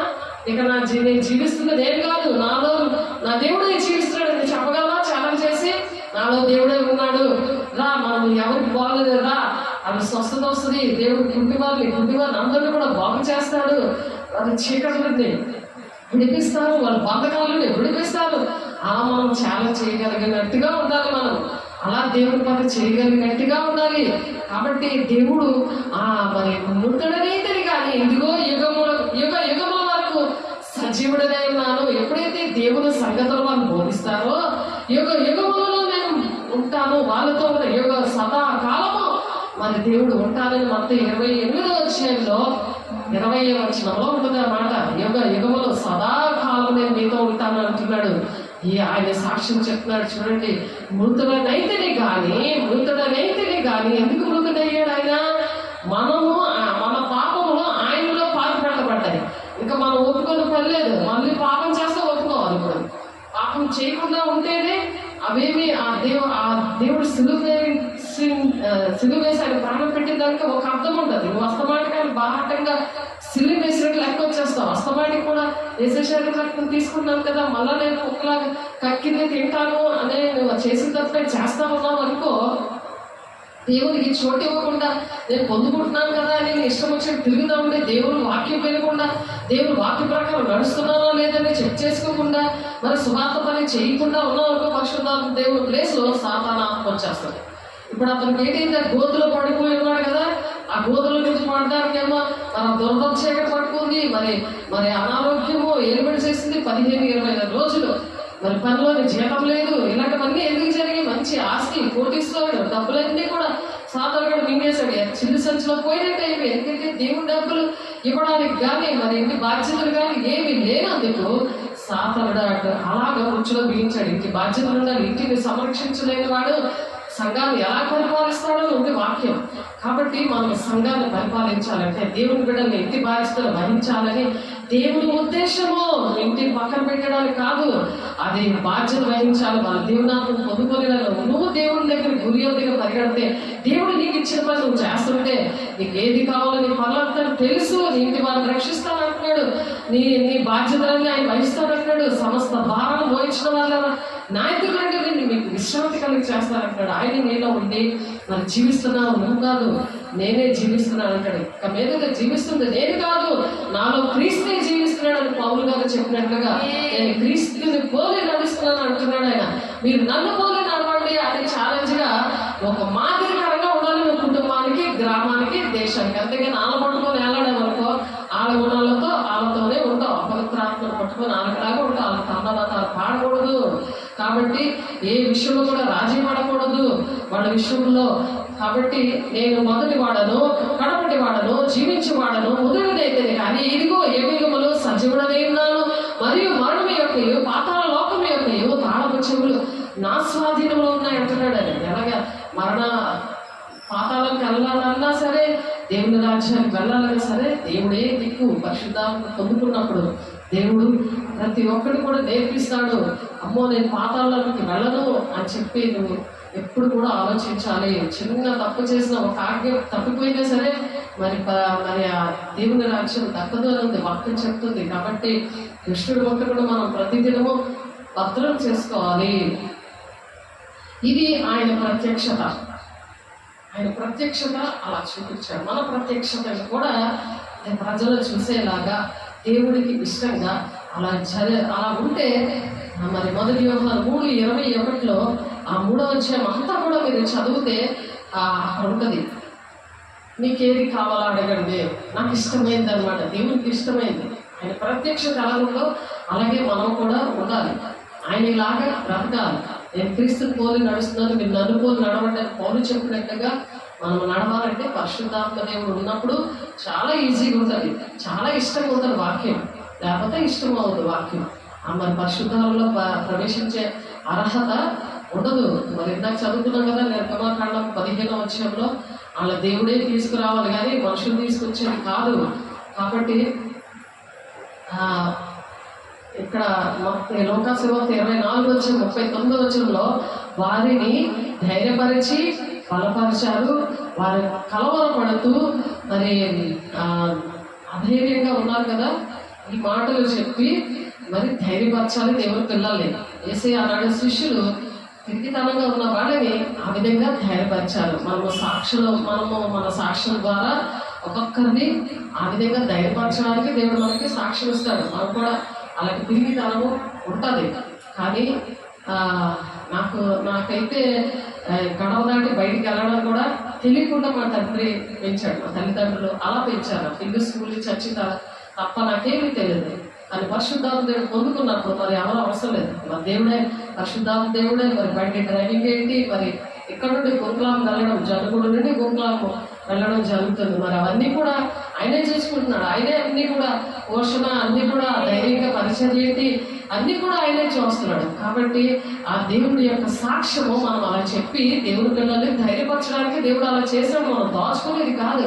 పరిశుద్ధాత్మ దేవుడు మీ మీదకి వచ్చినప్పుడు శక్తివంతులు అవుతారు. యోదయ సమరయ దేశంలో అంతటా కూడా మీరు సాక్షులుగా ఉంటారని చెప్తున్నారు. అది మంచకుండా కొంచెం పెట్టకూడదు. పెడితే అది దేవుడికి ఇష్టం లేదు. అగ్నిగుండంలో వేస్తానంటాడు. చిమ్మట ఆ చీకట్లో పళ్ళు కొరుకుతున్నా అక్కడ తోసేయండి అని అంటున్నాడు. అక్కడ మొత్తం 25వ అధ్యాయంలో ఉంటుంది ఆ మాటలు. కాబట్టి మొట్టమొదటి మగ్దలేనే మరియ వెళ్ళింది. అది మార్కు సువార్త 16:19 వచనంలో మొట్టమొదట యేసయ్య మగ్దలేనే మరియగా కనిపించారు. దేవుడు ఆయన బ్రతికి అనేకమైన పరిశుద్ధులకు ఆయన కనిపించారు. అనేకమైన పరిశుద్ధులకు, పాత నిబంధన పరిశుద్ధులకి ఆయన బ్రతికి కనిపించారు. సమాధుల నుండి మరి లెగిశారు. చాలా మంది పరిశుద్ధులు, పాత నిబంధన పరిశుద్ధులు ఆయన లేచినప్పుడు 3వ దినాన్ని ఆయన లేచారు కదా, ఖాళీ సమాధులు కదా ఇక్కడ. అలాగ లేచినప్పుడు ఆ దూత శక్తివంతంగా దూత వచ్చి అది ఎలాగ రోమా ప్రభుత్వము మరి అక్కడ యూదులు వచ్చి ఈ వంచకుడు ఎలాగైనా లేచిపోతాడు, లేచిపోయి శిష్యుడు ఈయన లేచిపోయాడు కాబట్టి దాన్ని లేచిపోతాడు కాబట్టి అవి సీల్ వేసేయండి అంటారు. సీల్ వేసేస్తే ఆ సీలు అన్నీ కూడా అమోఘమైన దేవదూడు వచ్చి ఇలా తొలిగానే చక్కగా వచ్చేస్తుంది. అది అక్కడ ఆ వెలుగుకి, ఆ దేవదూడుకున్న ఆ వెలుగుకి అక్కడున్న ఎవరో ఆ యూదులు ఇలాగా చక్కగా మంచి కవచాలు వేసుకొని బలంగా నిలబడ్డ వాళ్ళందరూ కూడా ఆ వెలుగుకు పడిపోతారు. చూడండి ఎంత శక్తివంతంగా దేవుని యొక్క ప్రణాళిక తండ్రి పట్ల ఎలాగైతే, తండ్రి కుమారుడి పట్ల ఎలాగైతే అలా ప్రణాళిక కలిగి ఉన్నాడో మన పట్ల కూడా అటువంటి ప్రణాళిక కలిగి ఉన్నాడు. దేవునికి మహిమ కలుగుగా. ఎందుకంటే ఎంతమంది అయితే నా మూలంగా నడిపించబడతారో, అంటే తండ్రి, కుమార, పరిశుద్ధాత్మ దేవుడు అలా కలిగి ఉన్నారో, అలా తండ్రి, కుమార, పరిశుద్ధాత్మని కలిగి ఉన్నారో వాళ్ళకు కూడా అలాంటి కార్యాలు, అటువంటి దేవదూతలు సహకారులుగా ఉంటారు. అలా సహాయం చేస్తాడు, మన పక్షాలు ఉంటారు. కాబట్టి ఆయన బ్రతికి అనేకమైన పరిశుద్ధులను, పాత నిబంధన పరిశుద్ధుల్ని మరి ఆయన లేపడం జరిగింది. ఆయన నిలిచారనమాట. ఆయన ఆ సమాధికి ఆ దూత తీయడము, యేసయ్య మరి పునరుత్థానంగా బయటికి రావడము, అక్కడ జరిగిన విషయం ఏంటంటే పాత నిబంధన భక్తులందరూ కూడా సమాధుల్లో ఉంటే వాళ్ళందరూ లేచి యెరూషలేము పట్టణంలోనికి ప్రవేశించి వాళ్ళని కనబరుచుకున్నారు. ఇదిగో చనిపోయిన వాళ్ళు బ్రతికి నడిచి వచ్చేస్తుంటే ఆ యెరూషలేము పట్టణంలో అటువంటి పరిస్థితి ఎక్కడైనా భూలోకంలో జరిగిందా? ఆలోచించండి. ఆయన చనిపోయి లేసి అలాగా అనేక మంది కనిపించారు. ఈ విషయాలు మనం చెప్పుకుంటున్నాం. ఎంత గొప్ప విషయం అది చూడండి. ప్రభువులో ఉన్న పరిశుద్ధత, ప్రేమ, ఆయనలో ఉన్న శక్తి, ఈ పునరుత్థాన శక్తి దేవుడు మనకు కూడా ఇచ్చాడు. దేవుడికి మహిమ కలుగును గాక. కాబట్టి ఎవ్వరికీ లేదు ఇదే పునరుత్థాన శక్తి. తను తాను దేవుని కుమారుడుగా రుజువు పంచుకున్నాడుగా. దేవుడికి మహిమ కలుగును గాక. మనం కూడా దేవుని కుమారుడిగా ఎంతమంది అయితే దేవుని మూలంగా నడిపించబడతారో వాళ్ళే నా కుమారులు, కుమార్తెలని రోమపత్రిక 8:14 చెప్పిన మాటని మనము పనుల ద్వారా రుజువుపరచుకోవాలి. దేవునికి మహిమ కలుగును గాక. ఆయనలో మన మానవత్వం ఉంది. ఆయనలో ఏంటుంది? మానవత్వం ఉంది. మానవుడిగా వచ్చాడు. ఏ శక్తులు ఏమీ లేవు ఆయనకి. మహిమనంతటి పరలోకం విడిచిపెట్టి వచ్చాడు. అలాగే మనం ఎందుకు వచ్చాడంటే మానవులుగా మనం చేయాలని, మనం నేర్చుకోవాలని, మనకి నేర్పించడానికి వచ్చాడు మానవుడిగా. లేకపోతే ఏమో శక్తులతోని అన్ని చేసేస్తే మనం చేయము కదా. ఆయన శక్తులతో వచ్చాడు, ఆయన చేశాడు, ఆయన దేవుడు కాబట్టి ఆయన చేశాడు అని అనుకుంటాం. కానీ మానవుడుగా వచ్చాడు. ఆయన సిలువలో ఆయన మరణించాడు. అలాగా మానవుడిగా సిలువలో ప్రాణం పెట్టాడు. ఆయన దేవునిగా వచ్చి దైవత్వాన్ని, పరిశుద్ధాత్మ శక్తితో ఆయన కూడా పొందుకున్నాడు. ఆ శక్తితో అనేకమైన అద్భుత కార్యాలను చేశాడు. మానవుడిగా ఉంటూనే చేశాడు ఆయన. అలాగే మనం కూడా చేయాలని, నన్ను వెంబడించు వాడు తన సిలువను ఎత్తుకొని వెంబడించాలని అంటున్నాడు. నన్ను ఎవరైనా వెంబడించాలనుకో, సిలువ అంటే శ్రమలు. నీకు శ్రమలు వస్తే ఏసే పక్కనెట్టాడు కాదు. దేవుడు ఏం దేవుడో ఈ శ్రమలేడు అనడం కాదు. శ్రమలు పట్టుకొని వెంబడించాలి. అవి గెలవడానికి పరిశుద్ధాత్మ దేవుడు మనకు ఆదరణకర్తగా ఇచ్చాడు. సత్యస్వరూపి అయిన ఆత్మ మీలోనికి వచ్చినప్పుడు సర్వ సత్యంలోనికి నడిపిస్తుందని దేవుడు చెప్పాడు. మత్తయి సువార్త చూడండి. మత్తయి సువార్తలో 10వ అధ్యాయం ఒకసారి తీయండి, చూడండి. దేవుడు అలాగే వచ్చాడు. ఇప్పుడు ఆయన మానవుడుగా వచ్చాడు, దైవత్వం కలిగి ఉన్నాడు. అలాగే మనలో దైవత్వంగా ఉండాలని ఈ మాటలు చెప్పుకొని ముగించేద్దాము. మత్తయి సువార్త 10వ అధ్యాయము చూడండి. మత్తయి సువార్త 10వ అధ్యాయము 37 నుంచి 42 వచనాలు చూద్దాం. 37 నుంచి 42 వచనాలు. తండ్రినైనను తల్లినైనను నాకంటే ఎక్కువగా ప్రేమించేవాడు నాకు పాత్రుడు కాడు అని ఎందుకు చెప్పారు? ఆయన అలాగా పరిశుద్ధాత్మను పొందుకొని ఉన్నవాళ్ళు ఏంటంటే ఎక్కువ తల్లిదండ్రులు ప్రేమిస్తారు. మరి ఎక్కువగా మరి వాళ్ళు ఉద్యోగాలు, మరి ఆహారాన్ని, ఇలాంటివన్నిటిని కూడా ప్రేమిస్తారు. నాకు పాత్రుడు కాడు అని అంటున్నాడు. దేవుడు, తల్లి, తండ్రి అన్నీ కూడా ఆయనే. వాళ్ళు ఒక నిమిషం మనకి ఏదైనా చేస్తారు, కానీ వాళ్ళని ఎక్కువ ప్రేమించుకొని వాళ్ళ మీద ఆధారపడి జీవించమని కాదు. అక్కడ వాళ్ళు కూడా దేవుని శక్తిని పొందుకుంటే, వాళ్ళు కూడా మరి ఆదరణకర్తని దేవుని పొందుకుంటే వాళ్ళు కూడా నీకు సహకరిస్తారు. వాళ్ళు కూడా దేవునాన్ని పొందుకున్నప్పుడు నువ్వు వాళ్ళతో సహకరించవచ్చు. వాళ్ళు సహకరించకుండా వాళ్ళ పట్టుకొని అలాడమని దేవుడు చెప్పట్లేదు. యేసయ్య కూడా వారి అవిశ్వాసాన్ని బట్టి నేను అక్కడ అద్భుత కార్యాలు, ఆశ్చర్యకార్యాలు నేను చేయలేదన్నాడు. వాళ్ళ ఇంట్లో జరగవు. కాబట్టి తండ్రి చిత్తం ఒకటి ఉంటుంది. ప్రతి ఒక్క మనిషికి కూడా తండ్రి చిత్తం ఒకటి ఉంటుంది. దానికోసం పరిగెట్టమని పరిశుద్ధాత్మ దేవుడు ఎలా నడిపిస్తాను అలా నడవమని, అందుకు పరిశుద్ధాత్మ పొందుకోవాలి. ఆయన పరిశుద్ధాత్మ దేవుడే నడిపిస్తాడు. వాక్యానుసారంగా అలా నడిపిస్తాడు. వాక్యంలో ఎందుకు అలా రాశారు మరి అంటే ఆ దేవుడికి నాకు పాత్రుడు కాడనుకుంటున్నాను, కుమార్తెను నాకంటే ఎక్కువ దేవుడు పక్కన పెట్టేసి పిల్లల్ని విగ్రహంగా చేసినందుకు వాళ్ళు భ్రష్లు అయిపోతున్నారు. కారణం అదే. దావీదు మరి ఏషావు విషయంలో అలాగే బాధపడ్డాడు. ఏషావు చాలా సాధారణంగా తయారయ్యాడు, చాలా బాధ పెట్టాడు తండ్రిని. దావీదును చాలా బాధ పెట్టాడు. కాబట్టి ఇష్మాయేలు ఎలా చనిపోతాడు? అహంకారంతో చనిపోతాడు. ఆ స్టైలు అవన్నీ గుర్రం మీద వెళ్తూ ఉంటాడు. తన జుట్టు అంటుకొని మరి దానికి చిక్కుపడిపోయి ఆ కొమ్మలకి చెట్టుకి చచ్చిపోతాడు. కాబట్టి తల్లిదండ్రులు ఏంటంటే పిల్లలను ప్రేమిస్తారు, పిల్లల యొక్క తల్లిదండ్రులు ప్రేమిస్తారు. ఈ ప్రేమ ఏంటంటే మరణానికి దారి తీస్తుంది అని రోమపత్రిక 8:5-6 ఉంటుంది. శరీరానుసారమైన దుఃఖం వస్తుంది. వాళ్ళతో పెట్టుకుంటే దుఃఖమే. శరీరానుసారమైన మనుషుల్లో తయారైపోతారు. వాళ్ళు ఆత్మ సంబంధమైన పిల్లలే నీ సంతానంగా ఎంచుతాను అంటున్నాడు. అందుకే శరీర సంబంధమైన పిల్లల్ని నేను నీ సంతానంగా నేను ఎంచను. ఎవరైతే ఆ రత్నాలని మనం చెప్తున్నాం కదా, నీకు ఒక కిరీటం పెడుతున్నాడు, అందులో ఒక్కొక్క రత్నాలను పొదుగుకోవాలి. నీ పిల్లలే కావచ్చు, ఎవరైనా కావచ్చు, పొదుగుకోవాలి. అందులో పొదుగుకోవాలంటే వాళ్ళ రక్షణ కోసం నువ్వు దేవుడి మాట వినాలి. దేవుడు ఏంటంటే చెప్తున్నాడు, ఆ వాక్య ప్రకారం నడవాలంటే సత్యస్వరూపమైన ఆత్మను పొందుకోవాలి. లేకపోతే స్వబుద్ధిని ఆధారపడతావు, అప్పటికీ కూడా నీ మార్గాలు సరళం అవ్వవు. అది జరుగుతుంది కుటుంబాల్లో, మరి సంఘంలో, మరి గ్రామాల్లో, దేశంలో అటువంటి పరిస్థితులు జరుగుతున్నాయి. కాబట్టి నాకు పాత్రుడు కాదంటున్నాడు. కుమార్తెను నాకంటే ఎక్కువగా ప్రేమించకూడదు. దేవుడు ఎక్కువగా ప్రేమించి దేవుడు ఏం చెప్తున్నాడు, వీళ్ళ శరీరానుసారంగా ఉన్నారా, వీళ్ళ ఆత్మ సంబంధంగా ఉన్నారా అని వాళ్ళకి ప్రేమించడం చెయ్యాలి. దేవుడు మొదటి స్థానం ఇవ్వాలి, అలాగే రెండో స్థానం ఇవ్వాలి. కాబట్టి వాటి కుమార్తెలు నాకంటే ఎక్కువగా ప్రేమించడం నాకు పాత్రుడు కాదు. అంటే పరిశుద్ధాత్మ దేవుడు నీలో తగ్గిపోతా ఉంటాడు. పరిశుద్ధం ఎప్పుడైతే వాక్యానుసారంగా, అందుకే వాక్యము పరిశుద్ధాత్మ దేవుడు ఇద్దరు కూడా ఉండాలి. ఆత్మ పొందుకోవడం కాదు, నీలో వాక్యం అనే దేవుడు ఉండాలి. నీలో దేవునికి మహిమ కలుగును గాక.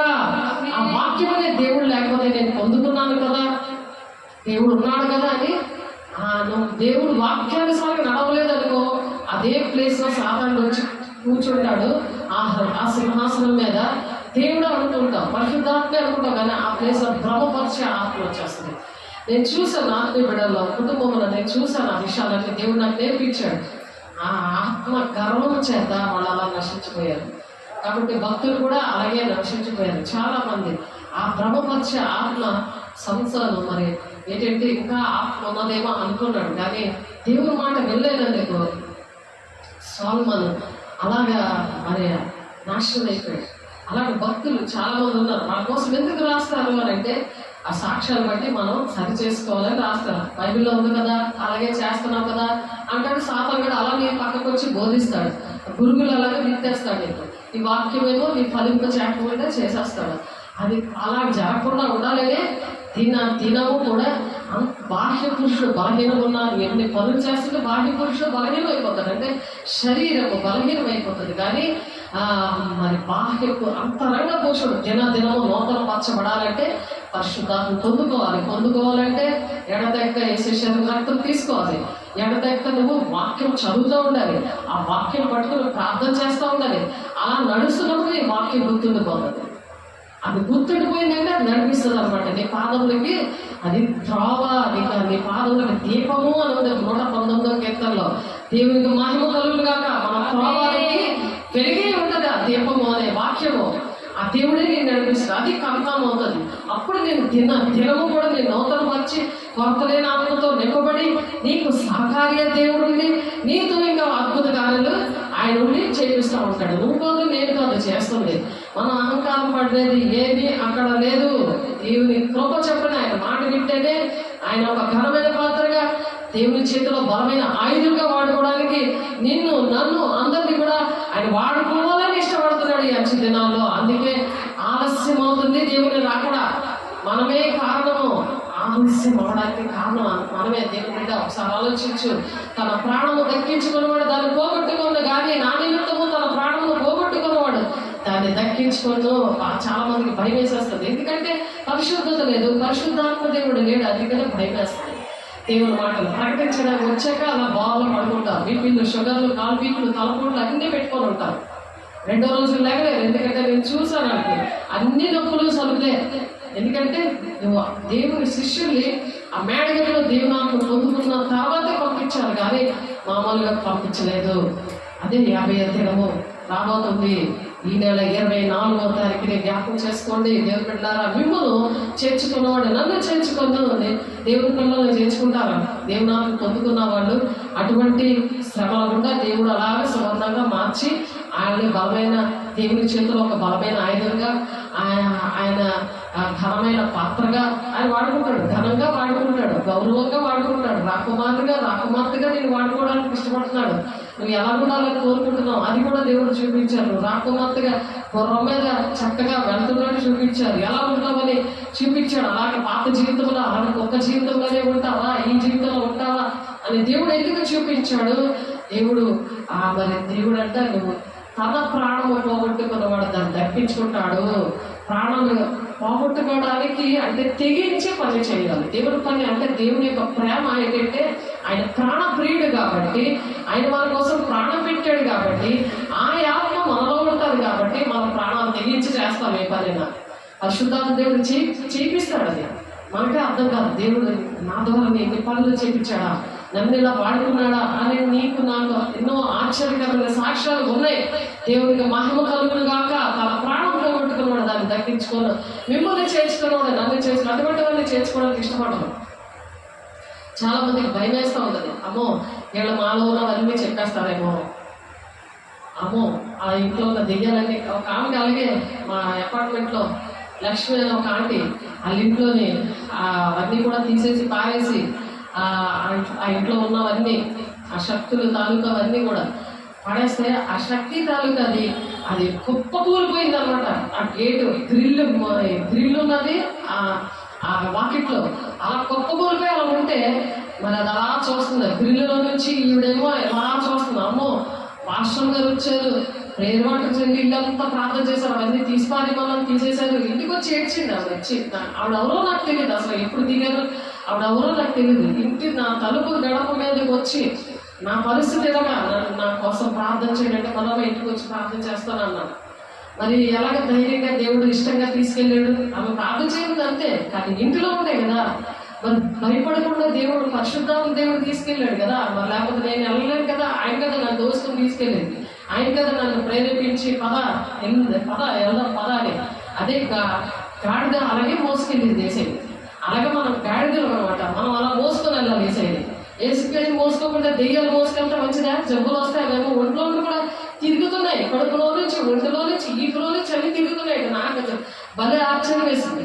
మరి యూట్రస్ తీసేస్తాను ఒకటి, అదేమో అది పక్కన ఇలా తిరుగుతుంది, కిందకి ఎలా వచ్చింది. అది ప్రతి నెల కూడా ఫుల్ బ్లీడింగ్ అయిపోతుంది. అలా కిందకి అయిపోయింది. అలాగా నోట్లో నుంచి వచ్చేసింది, కక్కి వచ్చింది ఒక దెయ్యం.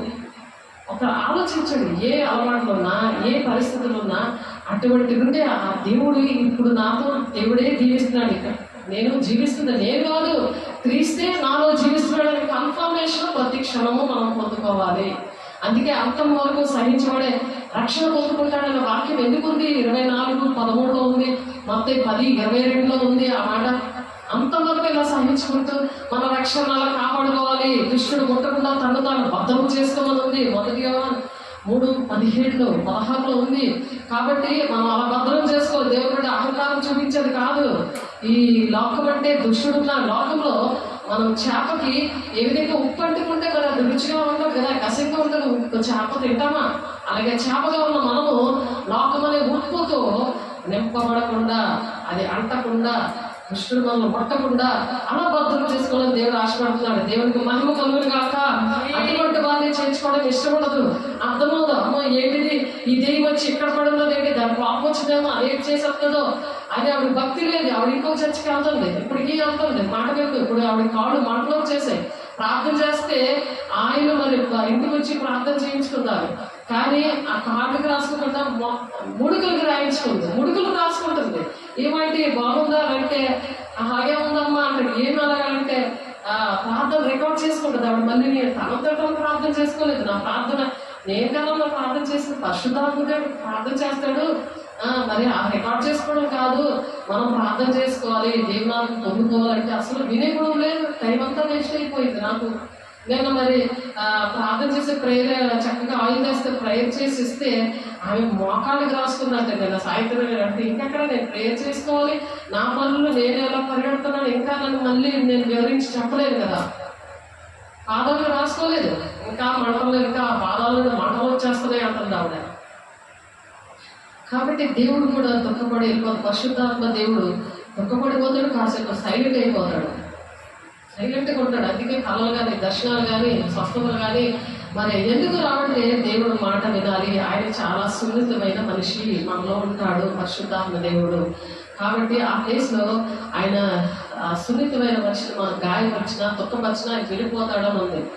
దానికి ఆ పరిశుద్ధాత్మ దేవుడు దుఃఖపరచుకుని ఈ యుగమందైనను రాబో యుగమందైనను పాపక్షాపం లేదు అంటున్నాడు. పరిశుద్ధాత్మ దేవుణ్ణి దుఃఖపరిస్తే ఈ యుగమంది లేదు, రాబో యుగమంది కూడా పాపక్షాపం లేదు అని మత్తయి సువార్త 12వ అధ్యాయంలో ఉంటుంది. ఒకసారి ఆ మాట చూడండి. ఆ 2-3 దిక్కులు ఉన్నది, కానీ అదొక్కటే నేను చదువుతున్నాను, ఒకసారి వినండి. మత్తయి సువార్త 12వ అధ్యాయము.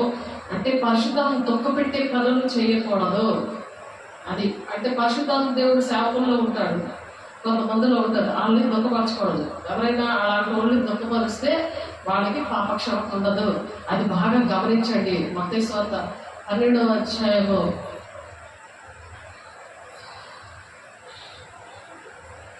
చూడండి, రాసుకోండి, జాగ్రత్తగా మీరు ఉండాలి. కాబట్టి నేను మీతో చెప్పినది ఏమనగా, మనుష్యులు చేయి ప్రతి పాపము దోషములు వారికి క్షమింపబడును, కానీ మనుషులు చేసే పాపాలకి దోషము చేసిన వారికి క్షమింపబడును, కానీ ఆత్మ విషయమైన దోషలకు పాపక్షాపన లేదు. మనిషి కుమారునికి విరోధముగా మాట్లాడే వారికి పాపక్షాపన కలదు, కానీ పరిశుద్ధాత్మకు విరోధముగా మాట్లాడే వారికి ఈ యుగమందైనను రాబో యుగమందైనను పాపక్షాపం లేదు. పాపక్షాపం వస్తేనే దేవుని రాజ్యానికి వెళ్తారు. జీవగ్రంథంలో పేరు కంటే మనం ఇప్పుడే తెలుసుకోవాలి. కాబట్టి పరిశుద్ధాత్మ పొందుకున్న వాళ్ళని మీరు దుఃఖపెట్టకూడదు, దేవుని పని చేస్తున్న వాళ్ళని దుఃఖపెట్టకూడదు. మన మాట వినండి అని ఉంది. హెబ్రీయులు రాసిన పత్రిక 13వ అధ్యాయము 17వ వచనంలో చూడండి. ఒకసారి చదువుతున్నాను మీకోసం, మరలా చదువుతున్న ఒకసారి. ఎందుకంటే దేవుని పిల్లలతో మీరు చాలా జాగ్రత్తగా ఉండాలి. మీరు కూడా దేవుని శక్తిని పొందుకుంటే మీకు కూడా పరిశుద్ధాత్మ దేవుడు ఎంత సున్నితంగా ఉంటాడో అది తెలుస్తుంది. అందరూ చిన్నపిల్లలాంటి మనసు ఉంటుంది. అందరినీ ప్రేమిస్తారు. నేను తప్పులు చేయు, నేను క్షమిస్తాను, ప్రేమిస్తాను, నేను కౌగిలించుకుంటాను. కానీ వాళ్ళు ఎందుకు అనుకుంటారంటే మీ పైన నాయకులుగా ఉన్న వారు లెక్క చెప్పవలసిన వారి వల్లే మీ ఆత్మలు కాస్తున్నారు అనుకుంటే అక్కడ మీ ఆత్మలు కాస్తున్నారు. మీరు చీకట్లో బంధకాలు ఉంటే మీకోసం కన్నీరు కాలుస్తుంటారు. మీ మాట వినకపోతే ఎంత పరిశుద్ధాత్మ దేవుడు వాళ్ళ నుండి ఏడుస్తూ ఉంటాడు. కానీ వారి దుఃఖముతో ఆ పని చేసిన మీకు నిష్ప్రయోజనమవుతుంది కనుక దుఃఖముతో కాక ఆనందంతో చేయనట్లు వారి మాట విని వారికి లోబడి ఉండి వారి మాట వినాలి, లోబడాలి. వెంటనే చెప్పినప్పుడు వెంటనే ఏ పని వాళ్ళు ఏం చెప్తున్నారో ఏం చేయమన్నారో అవన్నీ కూడా వినాలి. ఎలాగ నేర్పిస్తున్నారో పరిశుద్ధాత్మ దేవుడు మీకు అటువంటి సేవలు ఇచ్చారు కాబట్టి, అటువంటి ఆత్మీయ పిల్లలు ఇచ్చారు కాబట్టి అలాగా ఒకరి మాట ఒకరు వినాలి. మా నిమిత్తము ప్రార్థన చేయడం మేము అన్ని విషయంలో యోగ్యంగా ప్రవర్తింపగోరచ్చు, మంచి మనసాక్షి కలిగి ఉన్నామని నమ్ముకొనుచున్నాను అంటున్నాడు. అందుకనే దేవుడు మా గురించి ప్రార్థన చేయండి అక్కడ కొంతమంది అడుగుతున్నారు. అందరూ కూడా ఎలా ఉన్నారంటే ఆ ప్రవర్తన యోగ్యముగా ప్రవర్తింపగోరచ్చు, మంచి సాక్షిగా కలిగి ఉన్నామని మేము నమ్ముచున్నాము. మా నిమిత్తం మీరు ప్రార్థన చేయండి అని వస్తున్నారు. మా నిమిత్తం ప్రార్థన చేయండి అని. ఆవిడ అలాగే పాపం చర్చికి వెళ్తున్నాయి, కానీ అక్కడ కూడా ఆ చర్చికి వెళ్ళిన అతను కూడా ఆ పాస్టర్ కూడా ఏంటంటే ఆవిడ సమస్యలన్నీ ఒక గాజు పాట్ అంటే ఒక కుండ లాంటిది పెట్టి దానికేమో తాడు కట్టాడు, కాగితం పెట్టి తాడు కట్టాడు. అందులో మీ సమస్యలు ఏంటి ఉన్నాయి అని చెప్పి అందులో చీటీలన్నీ అందులో వేసి అలాగే చేసి ఇచ్చింది. నాకు లెక్చర్ కంటే జనవరికి వాగ్దానం చేస్తారట, అప్పుడు అన్ని విడుదల వచ్చేస్తాయి. ఇదేంటి కాదండి బాబుది, అసలు పాటలు పెట్టడం అంటే ఆ సమస్యలకు తగినట్లుగా దేవుడు మాటలు ఉంటాయి, దేవుడు మనతో మాట్లాడతాడు, అలా విడుదల వస్తుందంటే అప్పుడే 2 సంవత్సరాల క్రితం మాట వినట్లే. ఏంటంటే అలాగా సాతాన్ని గ్రిప్పులో పెట్టుకుంటాడు. వాళ్ళకి ఆ నొప్పులు సరుకులు వస్తే నా దగ్గరకు వస్తారు. కానీ దేవుడికే అప్పచెప్పేసి నేను మాత్రం ఆ చిన్నపిల్ల మనసు ఉంటుంది కదా, పరిశుద్ధాలు పొందుకున్న వాళ్ళకి వాళ్ళకి చెప్పినా వినకపోతే దేవుడు దుఃఖపడతాడు. అది చెప్తున్నా, దుఃఖ పెట్టకూడదు, మాట వినాలి. దేవుడు సైలెంట్ అయిపోతాడు, నీకు చెప్పడు, దేవుడు మాట్లాడు, ఇంకా సైలెంట్ అయిపోతాడు. కాబట్టి దేవుడికి దేవుడు మనం దుఃఖ పెట్టకూడదు. వాళ్ళు ఏంటంటే మిమ్మల్ని చేర్చుకున్నాడు, నన్ను చేర్చుకున్నా, అటువంటి వారిని చేర్చుకోవాలి. చేర్చుకున్నప్పుడు నన్ను చేర్చుకున్నాడు దేవుడే చేర్చుకున్నట్టు లెక్క వస్తుంది. వాళ్ళకి ఏది చేసినా దేవుడికి చేసినట్టు లెక్క వస్తుంది. నన్ను పంపిన వాళ్ళని చేర్చుకోను, నన్ను పంపిన వాళ్ళని కూడా చేర్చుకోను. దేవుడు తండ్రిని కూడా చేర్చుకుంటాడు. యేసయ్య చెప్తున్నాడు, నన్ను పంపిన వాళ్ళని చేర్చుకుంటాడట. ప్రవక్తని చేర్చుకున్నవాడు ప్రవక్త ఫలము పొందుకున్న, అంటే రాబోయే సంగతులన్నీ ప్రవక్త దగ్గర ఉన్నప్పుడు నీకు కూడా ప్రవక్తలాగా తయారు చేస్తాడు. నీకు కూడా రాబోయే సంగతులు బయలుపరుస్తాడు. వాళ్ళతో ఉండాలి. ఎక్కడ పడితే అక్కడ పారిపోవడం అని సాతగాడు నిన్ను తిప్పేస్తా ఉంటే నువ్వు భూ సంబంధం ఎదుర్కొంటే ఎప్పటికీ నిలబడలేవు, నీ కుటుంబాన్ని రక్షించుకోలేదు. కాబట్టి ప్రవక్తని చేర్చుకున్న ప్రవక్త ఫలము పొందును. నీతిమంతుని చేర్చుకున్నాడు, నీతిమంతుని యొక్క ఫలము అని కేట్ చేసినా సరే నీకు మేలు జరుగుతుంది. ఎందుకంటే వాళ్ళకి ఒక గిన్నెడు చన్నీళ్ళు ఇచ్చినా సరే ఆ ప్రతిఫలము పొందకపోతారో ఉంది. 42వ వచనం, వాళ్ళకి ఏది ఇచ్చినా సరే నీకు ప్రతిఫలం ఖచ్చితంగా వస్తుంది. దేవునికి మహిమ కలుగును గాక. కాబట్టి మనము నేర్చుకోవాలి ఇటువంటి విషయాలు. యేసయ్య డైరెక్ట్ గా చెప్పిన మాటలు ఇవి. కాబట్టి 14, 13, 20, 21, 16 వచనాలు ఒకసారి చూడండి. మత్తయి సువార్త 10వ అధ్యాయంలోనే ఆ మాట 14వ వచనం, ఎవడైనా మిమ్మల్ని చేర్చుకోనక మీ మాటలు వినకుంటే ఎడలా, ఎవరైనా మిమ్మల్ని ఒకవేళ చేర్చుకోలేదు అనుకోండి, మీ మాట వినలేదు అనుకోండి, ఆ ఇంటినేమైనా ఆ పట్టణమైనా మర్చిపోయినప్పుడు అక్కడ నుండి విడిచి వెళ్ళిపోతున్నప్పుడు ఏం చేయాలంట, మీ పాదధూళిని విడిచిపెట్టాలి. స్వార్థ చేస్తున్నప్పుడు వాళ్ళు మీ మాట వినకపోతే ఇలా చేయాలి. పాదధూళి విడిచిపెట్టేస్తే విమర్శ దినమందు, అంటే దేవుడు వచ్చే దినాల్లో ఉన్నాం కదా, ఆ దినమందట ఆ పట్టణము గతి కంటే సొదొమ గొమొర్రా ప్రదేశముల గతి వారో దగ్గరదే ఉందని నిత్యంగా మీతో చెప్పుచున్నాను. ఏంటంటే మన సొదొమ గొమొర్రా పట్టణం ఏంటంటే అగ్ని గంధకంతో కాల్చివేయబడింది కదా, దానికన్నా ఘోరంగా ఉండదంట వాళ్ళ ఇల్లు వినకపోతే. కాబట్టి విమర్శ దినమందు అందుకే మీరు కాదులతో వచ్చాడు. మీరు చెప్పడమే, ఇదిగో తోడేళ్ళ మధ్య గొర్రె పిల్లలను పంపినట్లు నేను మిమ్మల్ని పంపిస్తున్నాను. అది తోడేళ్ళు. మీరు వెళ్తున్న ప్లేస్లన్నీ ఎక్కడికో తెలుసా? ఎందుకు అభిషేకం పొందుకోమన్నాడు ఆయన? అది తోడేలు కాదు, నువ్వు గొర్రె పిల్లగా తయారయ్యావు. నువ్వు ఒక ముందు తోడేలువే, కానీ నేను గొర్రె పిల్లగా చేశాడు. ఇదిగో తోడేళ్ళ మధ్య గొర్రె పిల్లలను పంపినట్లు నేను మిమ్మల్ని పంపుచున్నాను కనుక పావుల వలె వివేకముగాను పావురముల వలె నిష్కపటంగాను ఉండమంటున్నాడు. కాబట్టి ఇది మనుషులను గురించి జాగ్రత్త పడి వారు మిమ్మల్ని మహాసభలకు అప్పగిస్తారు, తమ సమాజ మందిరంలో మిమ్మల్ని కొరడాలతో పట్టిస్తారు అంటున్నారు. కాబట్టి పాముల మధ్య వివేకం ఉండాలి. పందుల మధ్య వచ్చాలు జల్లితే అవి తొక్కి చీల్చేస్తాయి. పందికి ఏంటి కావాలి? అపవిత్రమైంది కావాలి. ఇప్పుడు పరిశుద్ధమైన వాక్యము వాళ్ళకి అర్థమవుతుంది కాబట్టి నువ్వు అక్కడ చెప్పకూడదు. అక్కడ చెప్పి చాలా మంది నష్టపోయారు. అవి తెలియకుండానే మరి చెప్తా ఉంటారు. దేవుని అభిషేకం ఉన్న వాళ్ళు ఏంటంటే ఆ పరిశుద్ధాత్మ దేవుడే మనల్ని నడిపిస్తాడు. ఎక్కడ చెప్పాలి, ఎక్కడ చెప్పకూడదు ఏంటని. కాబట్టి వీరికి అన్ని జనులకు సాక్షాత్తుగా వారి నిమిత్తం మీరు అధిపతుల ఎదుకు రాజుల ఎదుకు తేబడదు. వారు మిమ్మల్ని అప్పగించినప్పుడు ఎలాగ మాట్లాడదాము ఇలా అందరికి అప్పచెప్పేస్తారు ఇంకా ఇలా చేసినందుకు. కానీ అక్కడే కూడా పరిశుద్ధాత్మ సహాయం చేస్తాడంట. మీరు చింతించద్దు, ఏమి చెప్పుదము అని క్వశ్చన్ మార్క్ ఉంది ఇక్కడ. అని చింతింపకుడి, మీరేమి చెప్పగలరో అది ఆ గడియలోనే మీకు అనుగ్రహించబడి ఆ గడియలోనే నీకు ఏం చెప్పాలను పరిశుద్ధాత్మ దేవుడు పొందుకున్నాం అనుకో. ఉదయం తెలిసాక రాత్రి పడుకున్నప్పుడు పరిశుద్ధాత్మ పొందుకుంటూ భాషలతో మాట్లాడుతున్నప్పుడు, మనం బయటకు వచ్చినప్పుడు భాషలతో మాట్లాడుతూ పనులు చేస్తున్నప్పుడు పరిశుద్ధాత్మ దేవుడు నీలో వర్క్ అవుతుంటాడు. ఆ వాక్యాన్ని నువ్వు వింటున్నప్పుడు మరి ఆ తండ్రి అనే దేవుడు ఎన్నో ఎటువంటి పరిస్థితులు, ఏ సమస్యలు ఇరిగిపోయినా సరే ఆ ఇరుక్కుపోయిన పరిస్థితుల నుండి దేవుడు విడిపించడానికి ఇష్టపడుతున్నాడు. పరిశుద్ధాత్మ దేవుడు ఎలాగో నడిపిస్తున్నాడో చూస్తున్నారా? కాబట్టి మీ తండ్రి ఆత్మ మీలో ఉండి మాట్లాడుచున్నాడు, కానీ మాట్లాడేవారు మీరు కాదు. ఇప్పుడు ఎవరు మాట్లాడుతున్నారు? ఆ తండ్రి ఆత్మ మీలో ఉండి మాట్లాడుతున్నారు, కానీ మీరు కాదు అంటున్నారు. మనలో ఉండే అనేకమైన ప్రజల కోసము మాట్లాడతాడు.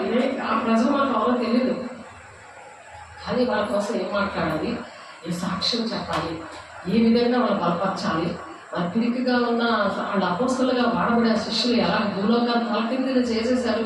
ఎక్కడ చూసినా దేవుడి పిల్లల వార్తలే వినబడతాయి.